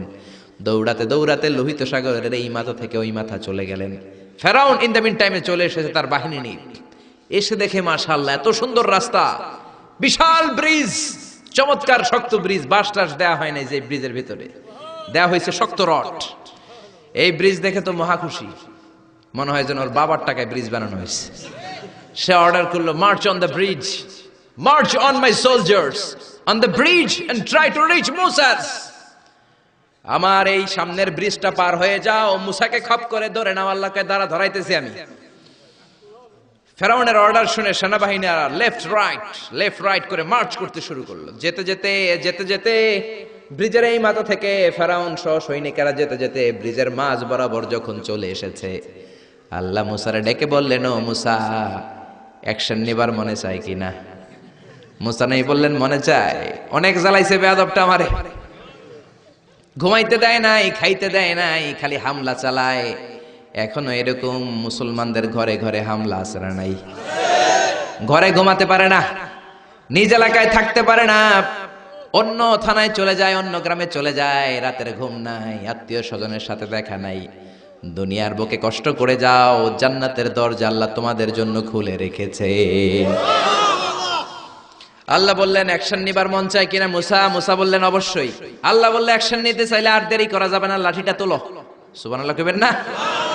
মুসা আলাইহিস সালাম লাঠি তুললেন। লাঠি তোলার সাথে সাথে লোহিত সাগরের এই মাথা থেকে ওই মাথার বিশাল ব্রিজ, পুরো ব্রিজটাইকে ভ্যানিশ করে দিল কে? আল্লাহ। উদাও, কোনো ব্রিজ নাই, শূন্যের মধ্যে সবগুলো থপাস থপাস করে পানিতে পড়তে শুরু করেছে। ও মিয়া, লোহিত সাগর এটা বাংলাদেশের পদ্মা যমুনার মতো হবে মনে হয়। তাহলে মেঘনা নদীর মতো, ব্রহ্মপুত্র, কপোতাক্ষ নদ, বিশাল বড় সাগর, কোন কুল কিরানা পায় না। আবার মেঘনা নদীর মতো হলে মিঠা পানির পানি গিলে গিলে খাওয়া যেত। সাগরের পানি কি মিঠা পানি নাকি লোনা পানি? এই সুন্দর ফুল সুন্দর ফল মিঠা নদীর পানি, আল্লাহ তোমার মেহেরবানি। মিঠা নদীর পানি হলে খেয়ে ফেলতো, কিন্তু লোহিত সাগরের লোনা পানি, লবণ পানি আর খেতে পারে না। এক ঢোক ভিতরে যায়, বমি করে 2 ঢোক ফালায়। খেতে খেতে খেতে খেতে ফেরাউনের পেটটা এত বড় হয়েছে, আজীবন খেয়েছে মানুষের বাড়ির লাউ, অন্যের বাড়ির কদু, অন্যের বাড়ির খাসির রান। আজকে বেয়াদবের বাচ্চাটারে লোহিত সাগরের লবণের পানির মধ্যে সুবাইকে পানি খেতে খেতে পেট এত বড়। এবার হাত তুলে কয় আমি ভালো মানুষ। কি বলে?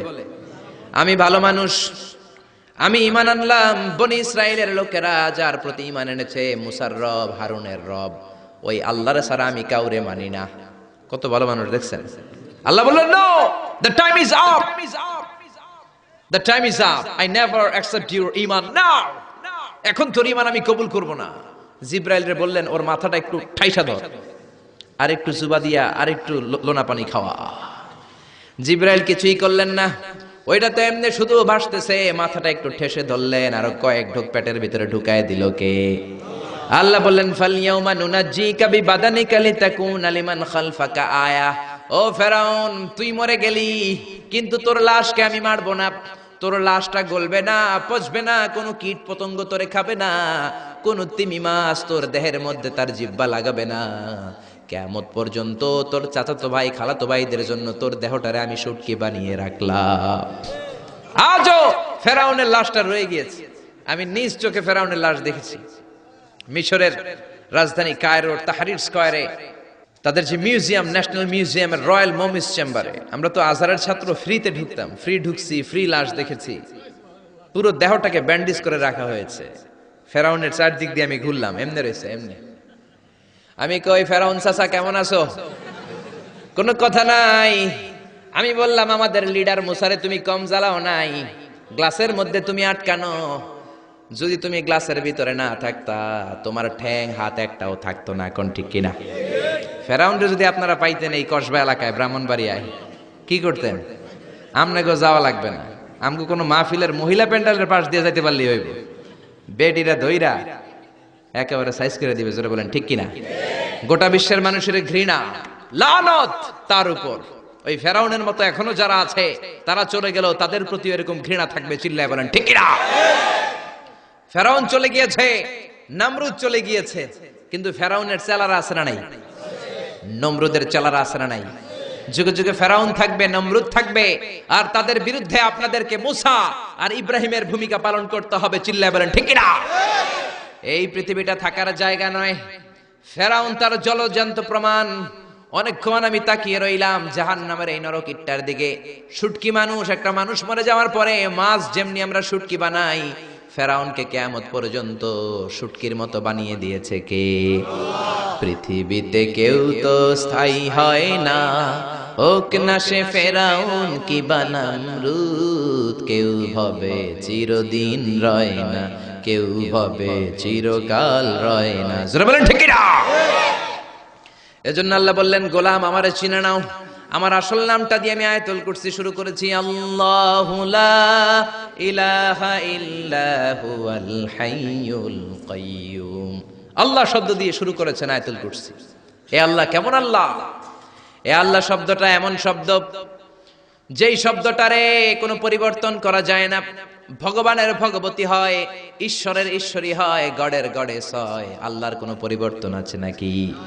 আল্লাহ বললেন, আমার শুধু একটাই নাম না, আরো 99টা নাম আছে না নাই? বিষ্ণু বললেন, ইন্না লিল্লাহি তিসআতাও ওয়া তিসঈনা ইসমা। আল্লাহর রয়েছে 99টা নাম। মান আহসাহা দাখালাল জান্নাহ। যে ব্যক্তি কলিজার মধ্যে 99 নাম মুখস্থ করে রাখবে, জাহান্নামের আগুন তার জন্য হারাম করে দিয়েছে কে? হারাম করে দিয়েছে আল্লাহ। এজন্য আল্লাহর 99 নাম মুখস্থ করবেন। রাজি আছেন তো? আল্লাহ বললেন, আমারে তুমি আল্লাহ বলে ডাকো কিংবা রহমান বলে ডাকো, আই ডোন্ট মাইন্ড। আমি কোনো মাইন্ড করি না। আল্লাহর 100টা নামের যে কোনো একটা নাম ধরে ডাকলেই আল্লাহ খুশি হয়ে যায়। চিল্লায় বলেন ঠিক কিনা?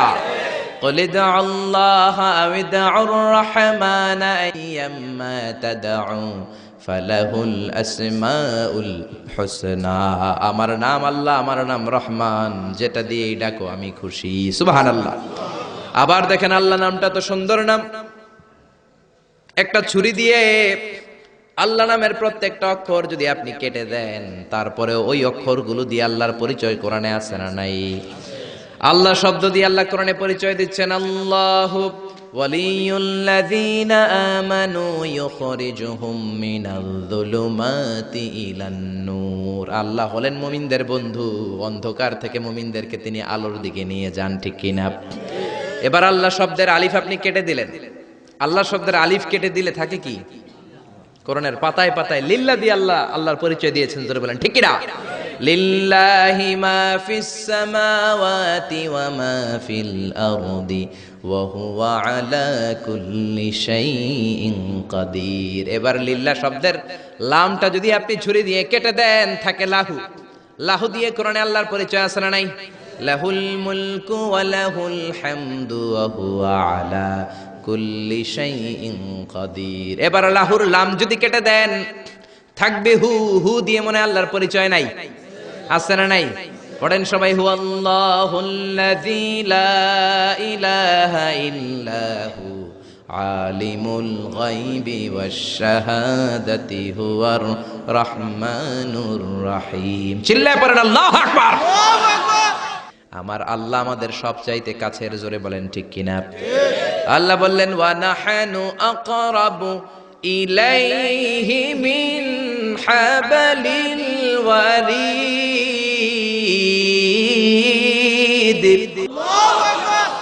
আমি আমার বান্দার শাহরগ, কণ্ঠনালী, যেখানে শ্বাসনালী রয়েছে, ওই শ্বাসনালীর রগের চাইতো বান্দার বেশি কাছে থাকি। কোন সুবহানাল্লাহ।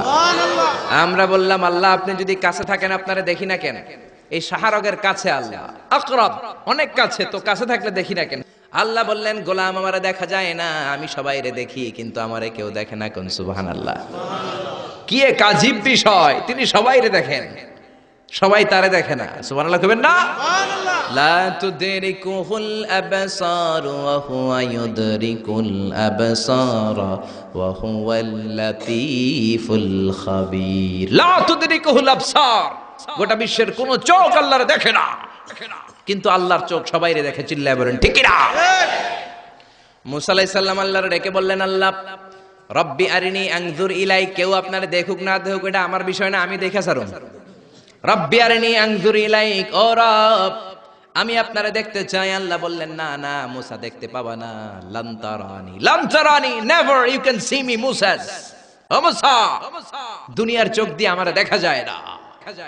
জান্নাতে আসবা, আমার মেহমান হবা। জান্নাতের কনফারেন্স রুমে তোমরা যখন বসবা, আমার 70,000 নূরের পর্দা আমি তোমাদের জন্য সেদিন খুলে দেব। সেদিন আমাকে তোমরা দেখবা। মুসা আলাইহিস সালাম বললেন, না রব্বি আরিনি আনজুর ইলাইক, আমি এখনই দেখব। এই পৃথিবীতে সব নবীদের মধ্যে থেকে মুসা আলাইহিস সালামের মেজাজ ছিল খুব গড়ন।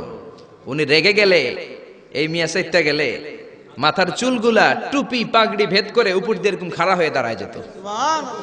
মুসা আলাইহিস সালাম বললেন, রব্বি আরিনি আনজুর ইলাইক, ও আল্লাহ আমি আপনারে দেখতে চাই। আল্লাহ বললেন, না মুসা আমারে দেখা যাবে না। আল্লাহ বললেন, দেখা যাবে না। মুসাকে আমি দেখেই ছাড়বো। আল্লাহ বলল, না না। আল্লাহ বলে নো, মুসা বলে ইয়েস। আল্লাহ বলে নো, মুসা বলে ইয়েস। আল্লাহ কি বলে? মুসা কি বলে? আল্লাহ বলল নো, মুসা কয় ইয়েস। ভেজাল আছে না নাই? আল্লাহ বললেন, মুসা 3 বার নো বললাম, তুমি 3 বার ইয়েস বললা, তুমি তো ভেজাল লাগাই দিলা মুসা। মুসা আলাইহিস সালাম বললেন, ভেজাল টেজাল বুঝি না, আপনারে আমি দেই খাই সারুম। কারণ মুসা আলাইহিস সালাম আল্লাহর আওয়াজ শুনতেন। আপনি কি আল্লাহর আওয়াজ শুনেন? তো আপনার দেখার বাসনা কেমন আর মুসা আলাইহিস সালামের দেখার বাসনা কেমন তো একরকম নয়। উনি তো আল্লাহর আওয়াজটা শুনতেন। ওয়া কাল্লামাল্লাহু মুসা তাকলিমা, without any media, without any via, Allah সরাসরি মুসার সাথে কথা বলতেন। জোরে করে আল্লাহু আকবার। উনি প্রতিদিন আল্লাহর সাউন্ডটা শুনেন। আল্লাহর সাউন্ড এত সুন্দর, না জানি আল্লাহ দেখতে কত সুন্দর। এই চিন্তা মুসা আলাইহিস সালামের মধ্যে আছে না নাই? এজন্য মুসা আলাইহিস সালাম 3 বার বললেন ইয়েস ইয়েস ইয়েস। আল্লাহ আমি দেখেই ছাড়বো, আল্লাহ কয় নো নো নো। বেজার লাগছে না? আল্লাহ বললেন মুসা কোন নবী এমন আবদার করে নাই, তুমি কেন করলা? মুসা কয় আমি এমনই করি, আমি আমার যেটা মনে চাই ওইটা আমি আদায় কইরা সারি। সুবহানাল্লাহ কইবেন না? আল্লাহ বললেন ঠিক আছে, ফাইন ইস্তাকাররা মাকানাহু ফাসাউফা তারানি, তোমার দিকে নূরের তাজাল্লি দিলে তোমার এত খুঁজে পাওয়া যাবে না রে মুসা। আমি আমার নূরের তাজাল্লিটা আরব বিশ্বের সব চাইতে উঁচু পাহাড় তুর পাহাড়ের উপরে দেব। আমার নূরের ফোকাস আমি তুর পাহাড়ের উপরে দেব। ফাইন ইস্তাকাররা মাকানাহু ফাসাউফা তারানি, তুর পাহাড় যদি টিকে থাকতে পারে তুমি কিছু দেখলে দেখবা, আর তুর পাহাড় টিকে থাকতে না পারলে তোমার দেখা সম্ভব নয়। চিল্লায় বলেন ঠিক কি না? এই পৃথিবীতে সবচেয়ে বড় পাহাড় এশিয়া মহাদেশে হচ্ছে মাউন্ট এভারেস্ট, ইউরোপের হচ্ছে আলাস্কা পর্বতমালা, আমেরিকাতে হচ্ছে আল্পস পর্বতমালা, আরব বিশ্বের সবচেয়ে বড় পর্বতের নাম হলো তুর পাহাড়ের পর্বতমালা। কোন সুবহানাল্লাহ। এই তুর পাহাড়ের চূড়ায় আমি 2 বার উঠেছি। যে তুর পাহাড়ের কথা আল্লাহ কোরআনে 10 বার বলেছেন। আমার জীবনে এত কষ্ট কখনো হয় নাই যত কষ্ট হয়েছে তুর পাহাড়ে উঠতে। 120 জনের একটা কাফেলা নিয়ে আমি উঠেছিলাম, কাঁধে ব্যাগ। কত কষ্ট যে হয়েছে, পাহাড় কেটে কেটে সরকার রাস্তা বানিয়ে রেখেছে। দিনের বেলা ওঠা যায় না, ওঠা শুরু করতে হবে রাত 12টা 1টায়। উঠতে উঠতে আপনি রাত 4টার দিকে পৌঁছবেন। আবার ফজরের আজান দেয়া মাত্রই নামাজ পড়ে ব্যাক করবেন, you have to return back. ওখানে পৃথিবীর প্রাচীন একটা খ্রিস্টানদের গির্জা আছে, সেন্ট ক্যাথারিনা গির্জা। ওইখানে একটা গাছ আছে, যে গাছের ভেতর থেকে মুসা আলাইহিস সালাম আল্লাহর আলো দেখেছিলেন। ওই গাছটা আজও আছে। খ্রিস্টান, ইহুদি, মুসলমান 3 ধর্মের লোকদের জন্য এটা তীর্থস্থান, সবাই যায়। ওই গাছের গোড়া দিয়ে প্রতি বছর নতুন গাছ গজায়। খ্রিস্টানরা ওইখানে মনের কথা লিখে, গার্লফ্রেন্ডের নাম লিখে দিয়ে আসে কাগজে, যাতে দেশে আসলে গার্লফ্রেন্ডের সাথে বিয়ে হয়ে যায়।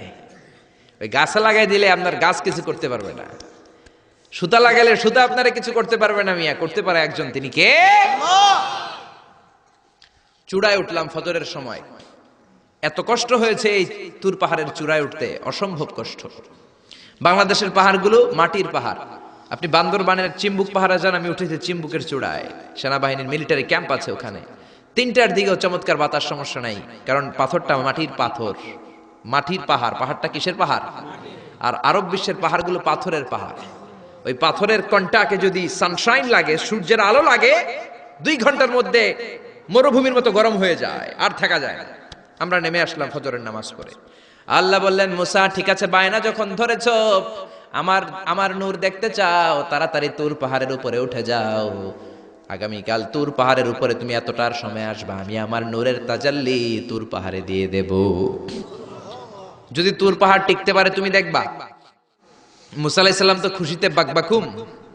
এতদিন আল্লাহর আওয়াজ শুনতাম, এখন আল্লাহরে দেখবো, নূর দেখা যাবে। পরের দিন ওযু করে গোসল করে সাইয়েদনা মুসা আলাইহিস সালাম দৌড়াতে দৌড়াতে টাইমের আগেই হাজির। টাইমের আগেই যে তুর পাহাড়ের উপরে হাজির। আল্লাহ বললেন মুসা এত আগে আসলা কেন? মুসা কয় আমার তো আর সয় না। কোন সুবহানাল্লাহ। আল্লাহ বললেন আমার সব কাজ টাইমলি হয়। সময় যখন হলো, শেষবারের মতো আল্লাহ মুসা আলাইহিস সালাম রে জিজ্ঞেস করলেন, মুসা তুমি কি আসলেই আমার নূর দেখতে চাও কিনা? কারণ খেলাটা সাধারণ কোনো খেলা নয়, এটা বিপিএল এর খেলা নয়, আইপিএল এর নয়, এটা মুসার সাথে বিশ্ব গভর্নমেন্টের খেলা, ঠিক না? খেলার মাঝখানে যে যদি বলে আমি খেলবো না, তাহলে কিন্তু হবে না রে মুসা। আমার নূরের তাজাল্লি আমার আরশের উপর থেকে দুনিয়াতে পড়বে, খেলাটা বড় ডেঞ্জারাস খেলা, ঠিক কি না? মুসা আলাইহিস সালাম বললেন ব্যাপার না, ব্যাপার না, আমি রাজি। সবচেয়ে শক্তিশালী নবী ছিলেন মুসা আলাইহিস সালাম। ফেরাউনের এক বাবুর্চিরে থাপ্পড় মেরে দুনিয়া থেকে বিদায় করে দিয়েছে। নিহত করার জন্য মারে নাই। ফেরাউনের বাবুর্চি মিশরে নতুন একজন টুরিস্ট এসেছিল, ভিজিটর, তার সাথে মারামারি লাগাইল। মুসা আলাইহিস সালাম দেখলেন ফেরাউনের বাবুর্চি মন্ত্রীর ভাইগনা, মন্ত্রীর চেয়েও বেশি দাপট, কোন ঠিক কিনা? ফেরাউনের বাবুর্চি জোর জুলুম খাটায় ওই নতুন আগন্তুকরে মারা শুরু করেছে। মুসা আলাইহিস সালাম সহ্য করেন নাই। মুসা আলাইহিস সালাম যে কোনো কথা নাই, 40 কেজি ওজনের এক থাপ্পড়ে বাবুর্চি শেষ। সবাই কয় এটা ফেরাউনের বাবুর্চি, ফেরাউন তোমারে মেরে ফেলবে, দেও দৌড়। মুসাও দিছে দৌড়। এক দৌড়ে দৌড়াতে দৌড়াতে দৌড়াতে মিশরের বর্ডার শেষ করে, যারা সৌদি মিশর মাদিয়ান ঘুরেছেন, সৌদি বর্ডারের এখানে একটা এলাকা আছে মাদিয়ান, ওইটা আবার শোয়েব আলাইহিস সালামের বর্ডার। সুবহানাল্লাহ কইবেন না? ওইখানে চলে গেছে। শোয়েব আলাইহিস সালাম বৃদ্ধ নবী ছিলেন, ওনার দুইটা মেয়ে ছিল, ছাগল পালতো, ছাগলের পানি খাওয়াইতে গেছে। বিশাল কূপ, কূপের ঢাকনাটা অনেক ওজন, সব যুবকেরা পানি খাইয়ে তাদের ছাগলকে পানি খাইয়ে ঢাকনা লাগাই দিয়ে চলে গেছে। মেয়েগুলা তো আর ঢাকনা উঠাতে পারে না, গুনগুনিয়ে কাঁদে। ঘরে গেলে আব্বা বকবে, বুড়ো আব্বারে কি জবাব দেব? ছাগল যদি পানি না খায়, ছাগলের ওলানে দুধ আসবে নাকি? ছাগলের ওলানে দুধ না আসলে আব্বারে খাবার দিব কি? আব্বা তো দুধ খায়, আব্বা তো পয়গম্বর মানুষ, দুধ না দিলে আব্বা খাবে কি? দুইটা বোন মনের দুঃখে চোখের পানি ছেড়ে ছেড়ে মাদিয়ান এলাকায় কূপের পাশে বসে বসে কাঁদে। সাইয়েদনা মুসা আলাইহিস সালাম তো বাবুর সিরে মাইরা দিছে, তো দৌড়াতে দৌড়াতে ওই মাদিয়ান এলাকায় চলে গিয়েছে। ওখানে যে দেখে নতুন এলাকা, পাহাড় আর মরুভূমি, দুইটা মেয়ে গুনগুনিয়ে কাঁদে। সাইয়েদনা মুসা আলাইহিস সালাম বললেন, ফামা খাতবুকুমা, কাঁদো কেন? মেয়েগুলো কথা বলে না, তারা পর্দাশীন মেয়ে, তারা নবীর মেয়ে। জোরে কোন ঠিক কিনা? নবীর মেয়ে কি আমাদের মেয়েদের মতো কিরণমালা পরে নাকি? লেহেঙ্গা পরে নাকি? পাখি ড্রেস পরে নাকি? আছি আমরা কোন জামানায়, লাজ শরম গেছে হারায়, পাতলা শাড়ির বাহার, পাখি ড্রেস লেহেঙ্গা পোশাক দেখে নারীর লাজে মরে যাই। হায় হায়, আছি আমরা কোন জামানায়, লাজ শরম গেছে হারায়। জোরে বলেন ঠিক না? নবীর মেয়েরা আমাদের মেয়েদের মতো নয়, তারা বিশাল পর্দা করে গুনগুনিয়ে কাঁদে। সাইয়েদনা মুসা আলাইহিস সালাম বলল, কাঁদো কেন? মেয়ে দুইটা বলে, তুমি জিগাও কেন? তোমার জানার দরকার কি মিয়া? তোমার রাস্তায় তুমি হাঁটো। বিশ্বনবী এটাই বলতেন তার বিবিদেরকে। সাহাবারা কোনোদিন যদি ঘরে আসে, আমি না থাকলে মিষ্টি মিষ্টি কথা বলো না, কর্কশ গলায় বলে দাও নবী ঘরে নাই। কারণ আপনি ঘরে নাই, আপনি বাসায় নাই, আপনার মোবাইলে ফোন আসলো, আপনার বিবি যদি মিষ্টি মিষ্টি আলাপ শুরু করে দেয়, আপনার অফিসের বস আপনারে চায়, ফোন দিয়েছে, ভাবি ধরে যদি মিষ্টি মিষ্টি আলাপ করে, ভেজাল আছে না নাই? এজন্য খবরদার মহিলারা কোনো অপরিচিত লোকের ফোনের মধ্যে বড় কথা বলবেন না। কাকে ফোন দিয়েছেন? স্বামীকে, বাসায় নাই, কাট কাট। জোরে বলেন ঠিক না? কাকে ফোন দিয়েছেন? আব্বাকে, আব্বা বাসায় নাই, কেটে দেন। মিষ্টি মিষ্টি আলাপের দরকার নাই। আপনি কেমন আছেন, কোথায় বসে আছেন, কি করেন, কোন কলেজে পড়েন, এটা তোর দরকার কি বেটা? ঠিক কিনা বলেন? শোয়েব আলাইহিস সালামের দুই মেয়ে সোজা কথা বললেন, আপনার দরকার কি? আপনার পথে আপনি হাঁটেন। মুসা আলাইহিস সালাম ভাবলেন, এই মেয়েটা নিশ্চয়ই মেয়েগুলো এলাকার হবে, নতুন এলাকায় এসেছি, এলাকা চিনি না। মেয়ে দুইটারে যদি জিজ্ঞেস করে রাস্তাঘাট চিনা যায়, তৃষ্ণায় গলা ফেটে যায়, আমি কি করব বুঝতেছি না। মুসা আলাইহিস সালাম বললেন, ও তোমরা বলো আমি ভালো মানুষ, কেন তোমরা কাঁদো? মেয়ে দুইটা আবার বলতে আরম্ভ করলো, আমরা দুইজন নবীর মেয়ে, ছাগল পালি, ছাগলকে পানি খাওয়াবো। একটা কুয়া আমাদের এলাকায়, যুবক ছেলেরা এসে তাদের ছাগলকে পানি খাইয়ে কুয়ার ঢাকনা লাগিয়ে চলে গিয়েছে। এই কুয়ার ঢাকনাটা উঠাতে 10 জন পুরুষের দরকার হয়, যেটা 10 জন পুরুষ পারে না। তোমার মতো সলিমুদ্দির দিয়ে তো হবে না, তোমার মতো সলিমুদ্দির দিয়ে তো এই কাম হবে না। যেই কুয়াটা উঠাতে, কুয়ার ঢাকনা উঠাতে কয়জন লাগে? তো তোমারে বলে লাভ কি? মুসা আলাইহিস সালাম বললেন, তাই নাকি? এই কথা আমার তো তোমরা চিনো নাই, আমি মুসা। সুবহানাল্লাহ কইবেন না? মুসা আলাইহিস সালাম বললেন, আইনাল বের, কুয়া কোথায়? হাদা হুয়াল বের, এই তো কুয়া। মুসা আলাইহিস সালাম সামনে যে ডান হাত ইউজ করেন নাই, বাম হাতে একটা ধাক্কা মারছে। বাম হাতের ধাক্কায় কুয়ার ঢাকনা 10 হাত দূরে যেয়ে পড়েছে। এই ঘটনা দেখে মাইয়ারা ছাগল থিয়া দিছে দৌড়। মেয়ে মনে করেছে মরুভূমির মাঝখানে জিন টিন কিছু হবে। মুসা আলাইহিস সালাম ডেকে বললেন, যেও না, আমি জিন টিন নই, ইন্নামা আনা বাশারুম মিসলুকুম, আমি তোমাদের মতোই স্বাভাবিক মানুষ। মেয়েগুলো আবার পর্দা করে এসেছে। মুসা আলাইহিস সালাম বললেন, আমিও তৃষ্ণার্ত, আমি আগে পানি খাই, তোমাদের ছাগলগুলোরও খাওয়াই। এইবার তো মেয়েরা খুশিতে বাকবাকুম।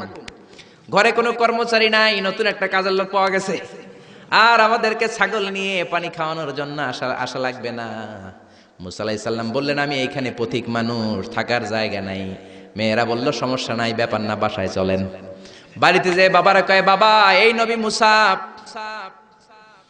এই লোকটা আগন্তুক হিসেবে এসেছে, কাজের জন্য রেখে দেন। মুসা আলাইহিস সালামের গায়ে এরকম শক্তি দিয়েছিল কে? আল্লাহ। ওই মুসা আলাইহিস সালাম বলেন, ইয়েস, আল্লাহ বলে।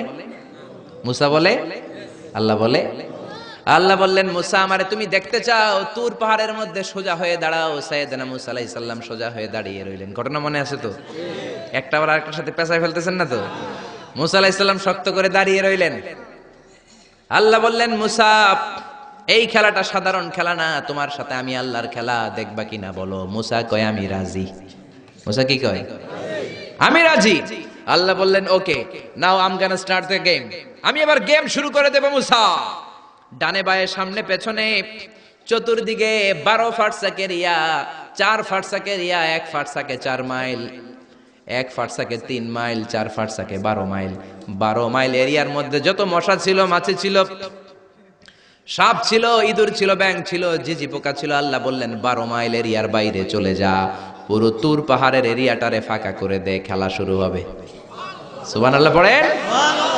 মশা, মাছি, ঝিঝি পোকা যত কিছু আছে সব 12 মাইল এরিয়ার বাইরে চলে গেল, সব চলে গিয়েছে।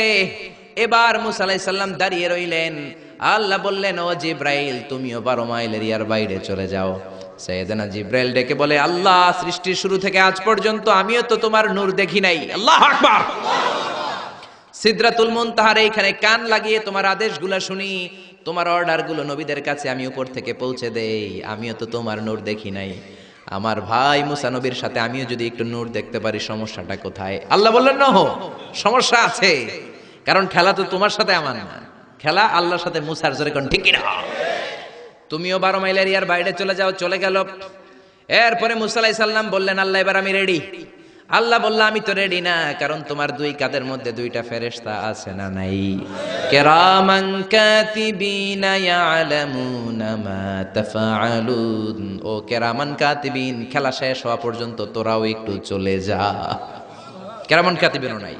এবার আল্লাহ 12 মাইল এরিয়ার মধ্যে স্পেশাল সিকিউরিটি ফোর্স এঞ্জেল পাঠালেন। ফেরেশতারা চলে আসলো। তারা হাতের সাথে হাত লাগিয়ে, পায়ের সাথে পা লাগিয়ে 12 মাইল এরিয়ার মধ্যে বিশাল সীসা ঢালা প্রাচীর দেয়াল দিয়ে দিল। সুবহান আল্লাহু আকবার। খেলার মধ্যে বাউন্ডারির দরকার আছে না নাই? বিশাল 12 মাইলের বাউন্ডারি দিয়ে আল্লাহ বললেন, মুসা, শেষবারের মতো জিজ্ঞেস করি, তুমি খেলতে রাজি আছো কিনা? মুসা কয়, ব্যাপার না। শক্ত হয়ে দাঁড়িয়ে রইলেন। আল্লাহ বললেন, ঠিক আছে। রব্বুল আলামিন এবার 12 মাইল এরিয়াটাকে ঘুটঘুটে অন্ধকার করে দিলেন। এত অন্ধকার, মুসা আলাইহিস সালাম নিজের হাত নিজে দেখে না, নিজের শরীরকে নিজে দেখে না। এত ঘুটঘুটে অন্ধকার, অন্ধকার দেখে আশেপাশে কোনো আওয়াজ নাই। এতক্ষণ মশামাছির বনবন ছিল, ঝিঝি পোকার ঝিঝি শব্দ ছিল, এখন কোনো আওয়াজ নাই। মুসা নবীর অন্তরে এবার ভয় ঢুকাই দিছে কে? এবার একটু নড়ে সরে বসছে। ভয় লেগেছে, কিন্তু ওই যে আল্লাহর নূর দেখবে আকাঙ্ক্ষা, মনোবল এখনো হারায় নাই। আল্লাহ আবারও বললেন, মুসা রেডি আছো কিনা? মুসা কয়, কি কয়? ওই যে ব্যাপার না। মুসা আলাইহিস সালাম দাঁড়িয়ে রইলেন। তিনি বললেন, ইয়েস, আমি দেখব। এবার আল্লাহ মুসা আলাইহিস সালামের চোখের পাওয়ার বাড়িয়ে দিলেন।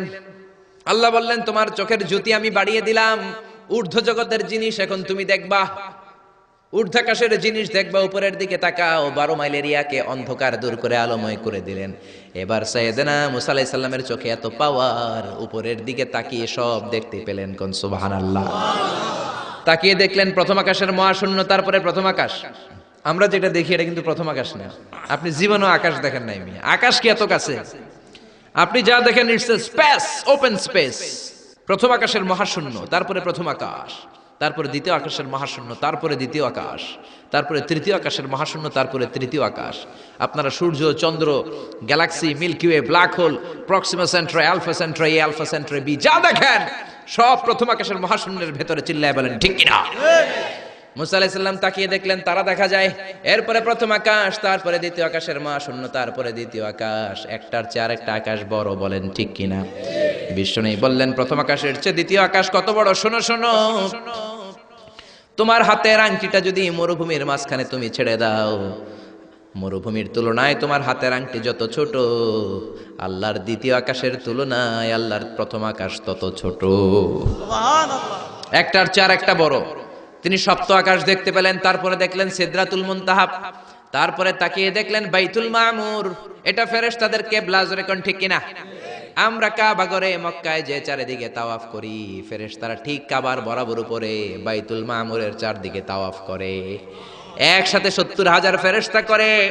একবারে 70,000 ফেরেশতা একবার যদি তাওয়াফ করে কিয়ামত পর্যন্ত দ্বিতীয়বার কোন ফেরেশতা তাওয়াফের চান্স পাবে না। কোন সুবহানাল্লাহ। কোটি কোটি ফেরেশতা সিরিয়াল দিয়ে তাদের কাজ শেষ করে এখানে তাওয়াফের জন্য লাইন দিয়ে থাকে, চিল্লায় বলেন আল্লাহু আকবার। এরপরে সাইয়েদনা মুসা আলাইহিস সালাম তাকিয়ে দেখলেন বিশাল বড় কোরআনের বাড়ি দেখা যায়, বাল হুয়া কোরআনুম মাজিদ ফি লাউহিম মাহফুজ, লাউহে মাহফুজ দেখতে পেলেন। এরপরে তাকিয়ে দেখেন আল্লাহর কুরসি দেখা যায়, তারপরে দেখলেন আল্লাহর আরশ দেখা যায়, তারপরে দেখলেন আল্লাহর 70,000 নূরের পর্দা দেখা যায়। কোন সুবহানাল্লাহ। এবার আল্লাহ নূরের পর্দা থেকে নূরের ফোকাস করবেন। সবচেয়ে ছোট পর্দা হলো প্রথম পর্দাটা। রব্বুল আলামিন বললেন মুসা তুমি শেষবারের লাস্ট ডেস্টিনেশনে, শেষ স্টেশনে চলে এসেছো। এবার যদি তুমি আমার নূর দেখতে চাও দেখাবো, তুমি দেখতে না চাইলে খেলা বন্ধ করে দিব। দেখতে চাও কিনা? মুসা বলে আমি দেখতে চাই। রব্বুল আলামিন মুসার কথা শুনে এবার নূরের পর্দা থেকে নূরের ফোকাস দিবেন। কতটুকু দিবেন? মুফাসসির হয়রান হয়ে গিয়েছেন, ব্যাখ্যায় কি বলবেন। কেউ কেউ বলেছেন মিসলা উন্মুলাতিল খুনসার, এই যে আমরা কানি আঙ্গুল বলি না এটারে, আরবিতে এটার বলে খেনসার, এটার বলে ইবহাম, এটার বলে সাব্বাবা, এটার বলে উস্তা, এটা বিনসার, এটা খেনসার। ইবহাম সাব্বাবা আমরা বলি শাহাদাত আঙ্গুল, আরবিতে বলে সাব্বাবা, এটার বলে উস্তা, এটার বলে বিনসার, এটার বলে খেনসার। মুফাসসিরিন ইকরাম বলেন খেনসার আঙ্গুল পরিমাণ এই আঙ্গুলের কানি আঙ্গুলের সামনে যতটুকু পরিমাণ, ওই পরিমাণ জায়গা আল্লাহ 70,000 নূরের পর্দা নয়, শুধুমাত্র প্রথম পর্দাটা এতটুকু ফাঁক করেছে। আবার কোন কোন মুফাসসিরিন বলেছেন না না এত বেশি না, একটা সুইয়ের পেছনে যত ছিদ্র, সুইয়ের ভেতরে সুতা ঢোকানোর জন্য যতটুকু ছিদ্র লাগে ততটুকু ছিদ্র আল্লাহ আলাদা করে তিনি ফোকাস করেছেন। ফালাম্মা তাজাল্লা রাব্বুহু লিল জাবালি জাআলাহু দাক্কাও ওয়া খাররা মূসা সাইকা। রব্বুল আলামিন নূরের তাজাল্লি যখন তুর পাহাড়ের উপর দিলেন, 1 সেকেন্ডের জন্য নূরের ফোকাস নয়, 1 সেকেন্ড 1000 ভাগ করলে হয় 1 মাইক্রোসেকেন্ড, 1 মাইক্রোসেকেন্ড 1000 ভাগ করলে হয় 1 ন্যানো সেকেন্ড। 1 ন্যানো সেকেন্ডের জন্য রব্বুল আলামিন নূরের ফোকাস দিলেন। কোন সুবহানাল্লাহ। ওই নূরের ফোকাস পে ফালাম্মা তাজাল্লা রাব্বুহু লিল জাবালি জাআলাহু দাক্কা ওয়া খাররা মূসা সাইকা, মুহূর্তের মধ্যে বিশাল সিলসিলাত তুরে সাইরা আল্লাহর নূরের তাজাল্লিতে জ্বলে পুড়ে মেসাকার হয়ে যায়। মূসা আলাইহিস সালাম কি আর দেখবে, এটা তো 1 সেকেন্ডও না। 1 সেকেন্ডে 1000 ভাগ করলে 1 মাইক্রোসেকেন্ড, 1 মাইক্রোসেকেন্ডকে 1000 ভাগ করলে 1 ন্যানো সেকেন্ড। 1 ন্যানো সেকেন্ডের জন্য নূরের ঝলক মেরেছেন। ওই নূরের ঝলকে তুর পাহাড় জ্বলে যায়। সাইয়েদনা মূসা আলাইহিস সালাম বেহুশ হয়ে পাহাড়ের উপরে পড়ে যায়। কোন সুবহানাল্লাহ। হুশ ফেরার পরে হাত জোর করে আল্লাহর কাছে ক্ষমা চায়, মাবুদ রে আর জীবনে বায়না ধরবো না, আর জীবনে বলবো না আমি তোমারে দেখতে চাই, জনমের স্বাদ মিটে গেছে। কিছুই দেখতে পারে নাই, এক তাজাল্লিতে বেহুশ হয়ে পড়ে গিয়েছে। চিৎকার করে পড়েন না আল্লাহু আকবার। সে আল্লাহ বলছেন লা তুদরিকুহুল আবসার ওয়া হুয়া ইউদরিকুল আবসার ওয়া হুয়াল লাতীফুল খাবীর। আয়াতুল কুরসি শুরু হয়েছে কোন শব্দ দিয়ে? আল্লাহ শব্দ দিয়ে। আল্লাহ বললেন আল্লাহু লা ইলাহা ইল্লাহু, তিনি ছাড়া কোনো ইলাহ নাই। ইলাহ একজন, মাবুদ একজন, চাইতে হবে তার কাছে। জোরে বলেন ঠিক কিনা? এজন্য খাজা বাবার কাছে নয়, দয়াল বাবার কাছে নয়, পাগলা বাবার কাছে নয়, ল্যাংটা বাবার কাছে নয়, চাইতে হবে কার কাছে? আল্লাহর কাছে চাইবেন। গণকের কাছেও না, জ্যোতিষ বাবার কাছেও না। জোরে কোন ঠিক কিনা? অনেকে জ্যোতিষের কাছে চায়, আসলে নাই। রাশিফল দেখে উল্টা পাল্টা বলে। আপনি আপনার বন্ধুরে নিয়ে গেলেন, বললেন জ্যোতিষ বাবা আমার কোন রাশি, আমার বন্ধুর কোন রাশি? জ্যোতিষ বাবা বলবে তোর ভাল্লুক রাশি, তোর বন্ধুর উল্লুক রাশি। এটার ভাল্লুক রাশি, ওইটার আন্দাজে কথা বলে। এজন্য এদের কাছে চাওয়া যাবে না, চাইতে হবে একজনের কাছে। তিনি কে? তার মানে আয়াতুল কুরসির শুরুতে আল্লাহ তাওহীদের ফোকাস দিলেন। তাওহীদ আপনার জীবনের সবচাইতে দামি জিনিস। তাওহীদ শেষ, আপনি শেষ। তাওহীদের বিপরীত হচ্ছে শিরক। তাওহীদের বিপরীত কি? এই শিরক, এটা ক্যান্সারের চেয়ে ভয়ঙ্কর। ক্যান্সার এত মারাত্মক নয়, শিরক যতটা মারাত্মক। ক্যান্সারের অ্যানসার আছে, শিরকের অ্যানসার নাই। ক্যান্সারের অ্যানসার পাওয়া যায়, শিরকের অ্যানসার পাওয়া যায় না, ঠিক কিনা? ইন্নাল্লাহা লা ইয়াগফিরু আন ইউশরাকা বিহি, আল্লাহ শিরক ছাড়া সব গুনাহকে ক্ষমা করে দিতে পারেন, শিরকের গুনাহ আল্লাহ কখনো ক্ষমা করেন না। কোন ঠিক কিনা? আবার হাদিসে কুদসিতে আল্লাহ বললেন গোলাম কিয়ামতের দিন পাহাড় পরিমাণ গুনাহ নিয়ে এসেছো, জমিন পরিমাণ গুনাহ নিয়ে এসেছো, ওই গুনার মধ্যে যদি শিরকের গুনাহ না থাকে, আমি পাহাড় পরিমাণ ক্ষমা নিয়ে তোমার দরবারে হাজির হয়ে যাব। এজন্য শিরক করা যাবে না। জোরে বলেন ঠিক কিনা? আল্লাহ বলেন আল্লাহু লা ইলাহা ইল্লাহু, তিনি ছাড়া কোনো ইলাহ নাই। আল হাইয়ুল কাইয়ুম, তিনি হলেন শাশ্বত চিরঞ্জীব। আল হাই মানে দাইমুল হায়াত, দাইমুল বাকা, আজীবন তিনি থাকবেন, তিনি কোনদিন শেষ হবেন না। তিনি হলেন আল হাই। আল হাই মানে দাইমুল বাকা, আজীবন তিনি বেঁচে থাকবেন। সবাই মরে যাবে, তিনি থাকবেন। কোন ঠিক কিনা? কুল্লু মান আলাইহা ফানি ওয়া ইয়াবকা ওয়াজহু রাব্বিকা যুল জালালি ওয়াল ইকরাম ফাবিআইয়ি আলাই রাব্বিকুমা তুকাযযিবান। তিনি অক্ষয়, তিনি অব্যয়, তিনি অনাদি, তিনি অনন্ত, তিনি শাশ্বত, তিনি চিরঞ্জীব, তিনি সদা জাগ্রত, সদা সজাগ। চিল্লায় বলেন ঠিক কিনা? আজীবন তিনি বাঁচবেন, তিনি মরবেন না। এজন্য বলা হয় আল বাকাউ লিল্লাহ। আমাদের দেশে মানুষ মারা গেলে হু হু করে কাঁদা শুরু করে দেয়, আরব দেশে কাঁদে না। তারা কেরাতের সম্মেলন করে, কেউ মারা গেলে 3 দিন পরে কেরাত সম্মেলন করে। এই যে কেরাত সম্মেলন, বিশাল বড় কেরাত সম্মেলনের মধ্যে তারা তাদের মৃত ব্যক্তির জন্য দোয়া করে। কিন্তু আমরা তো এমনটা করি না। আমাদের চিল্লা চিল্লি আছে না নাই? আমারে লইয়া গেল রে, সাইরা গেল রে। মহিলারা কাঁদে বেশি, ঠিক কি না? একেবারে চুল টানাটানি মাটিতে গড়াগড়ি খায়, আছে না নাই? আপনি কান্না করলে মাইয়েতের উপর আযাব হবে। জোরে কোন ঠিক কিনা? আরবের লোকেরা কেউ মারা গেলে কেরাত সম্মেলন করে আর একে অপরের সাথে কোলাকুলি করে বলে আল বাকাউ লিল্লাহ, বেঁচে থাকবেন একজন, তিনি কে? এই পৃথিবীর সবাই মরে যাবে, কেউ থাকবে না। বাড়িঘর যা আপনি করেছেন, বাড়ির জায়গায় বাড়ি পড়ে থাকবে। যেই বাড়ি আপনি করেছেন এইটা আপনার বাড়ি নয়। আপনার বাড়ি হলে আপনার বাবাও বলতো আমার বাড়ি। আপনার দাদা যখন এই বাড়িতে থাকতো তিনিও বলতো আমার বাড়ি। জোরে কোন ঠিক কিনা? পরের জায়গা পরের বাড়ি, ঘর বাঁধিয়ায় আমি রই, আমি তো সেই ঘরের মালিক নই। পরের জায়গা পরের বাড়ি, ঘর বাঁধিয়ায় আমি রই, আমি তো সেই ঘরের মালিক নই। চিল্লায় বলেন না ঠিক কিনা? সবাই মরে যাবেন, সবাই আমরা মরে যাব। আল্লাহ মালাকুল মাউতকে ডেকে বলবেন, ও মালাকুল মাউত, আর কে কে বেঁচে আছে? মালাকুল মাউত বলবে, কেউ বেঁচে নাই, সব মানুষগুলোরে মেরে ফেললাম। আল্লাহ বলবেন, এবার জিনদেরকে মেরে ফেলো। জিনগুলারও মেরে ফেলা হবে। এবার আল্লাহ ডেকে বলবেন, ইয়া মালাকুল মাউত আখবিরনি মান ইয়াবকা, কে কে বেঁচে আছে বলো। মালাকুল মাউত বলবে, আল্লাহ কেউ বেঁচে নাই, জিনেরাও শেষ। আল্লাহ বলবে, এবার ইবলিস রে ধর। কারে ধর? সবাইকে মারতে যত কষ্ট দিয়েছো, ইবলিসকে ডবল কষ্ট দিয়ে মারো। মালাকুল মাউত বলবে, ইবলিসও শেষ। আল্লাহ বলবেন, এবার ফেরেশতাদেরকে মারো। মালাকুল মাউত বলবে, ফেরেশতারাও শেষ। আল্লাহ বলবে, আখবিরনি মান ইয়াবকা, আর কে কে বেঁচে আছে বলো। মালাকুল মাউত বলবে, আল্লাহ শুধুমাত্র 4 জন ফেরেশতা বাকি। চিল্লায় বলেন কয়জন? জিব্রাইল, ইসরাফিল, মিকাইল আর আমি আজরাইল। আল্লাহ বলবেন, জিব্রাইলের রূহ কবজ করে আনো, মিকাইলের রূহ কবজ করে আনো, ইসরাফিলের রূহ কবজ করে আনো। এবার আল্লাহ বলবেন, ইয়া মালাকুল মাউত আখবিরনি মান ইয়াবকা, আর কে কে বেঁচে আছে বলো। মালাকুল মাউত বলবে, আল্লাহ মহাবিশ্বে আর কেউ বেঁচে নাই, শুধুমাত্র 2 জন ছাড়া। এক হলেন আপনি আল হাইয়ুল কাইয়ুম, শাশ্বত চিরঞ্জীব, আপনার কোনো লয় নাই, ক্ষয় নাই, অব্যয় অক্ষয়, সদা জাগ্রত, সদা সজাগ। আর হলাম আমি আপনার হুকুমের গোলাম আজরাইল। এই 2 জন ছাড়া মহাবিশ্বে আর কেউ বেঁচে নাই। আল্লাহ ডেকে বলবেন, আজরাইল সবাইকে তো মারলি, এইবার একটু তুই মর। এবার তুই মর, তুই মর। এই কথা শুনে মালাকুল মাউতের কাঁপুনি ছুটে যাবে।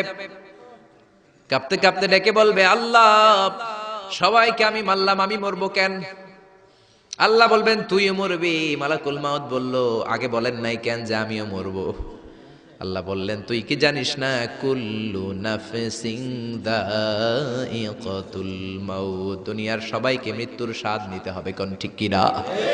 এজন্য ঘর ঘর কইরেন না মিয়া, এই দামি ঘর আপনার সাথে যাবে না। সুন্দর জামা পরে রইলেন, এটা দুনিয়ার জন্য, কবরে কিন্তু যাবে না। দামি ঘড়ি পরে রইলেন, ঘড়ি যাবে না। চোখে চশমা দিয়ে রইলেন, চশমাটা যাবে না। দামি টয়লেট বানালেন, ফিটিংস বানালেন, আপনার শেষ গোসলটা আপনার টয়লেটে হবে না। আপনার দামি ফিটিংস দিয়ে বানানো আপনার চমৎকার টয়লেটের মধ্যে 20টা বছর দামি এই টয়লেটের মধ্যে টাইলস করা টয়লেটে গোসল করলেন, আপনার শেষ গোসলটাকে আপনার টয়লেটে হবে নাকি?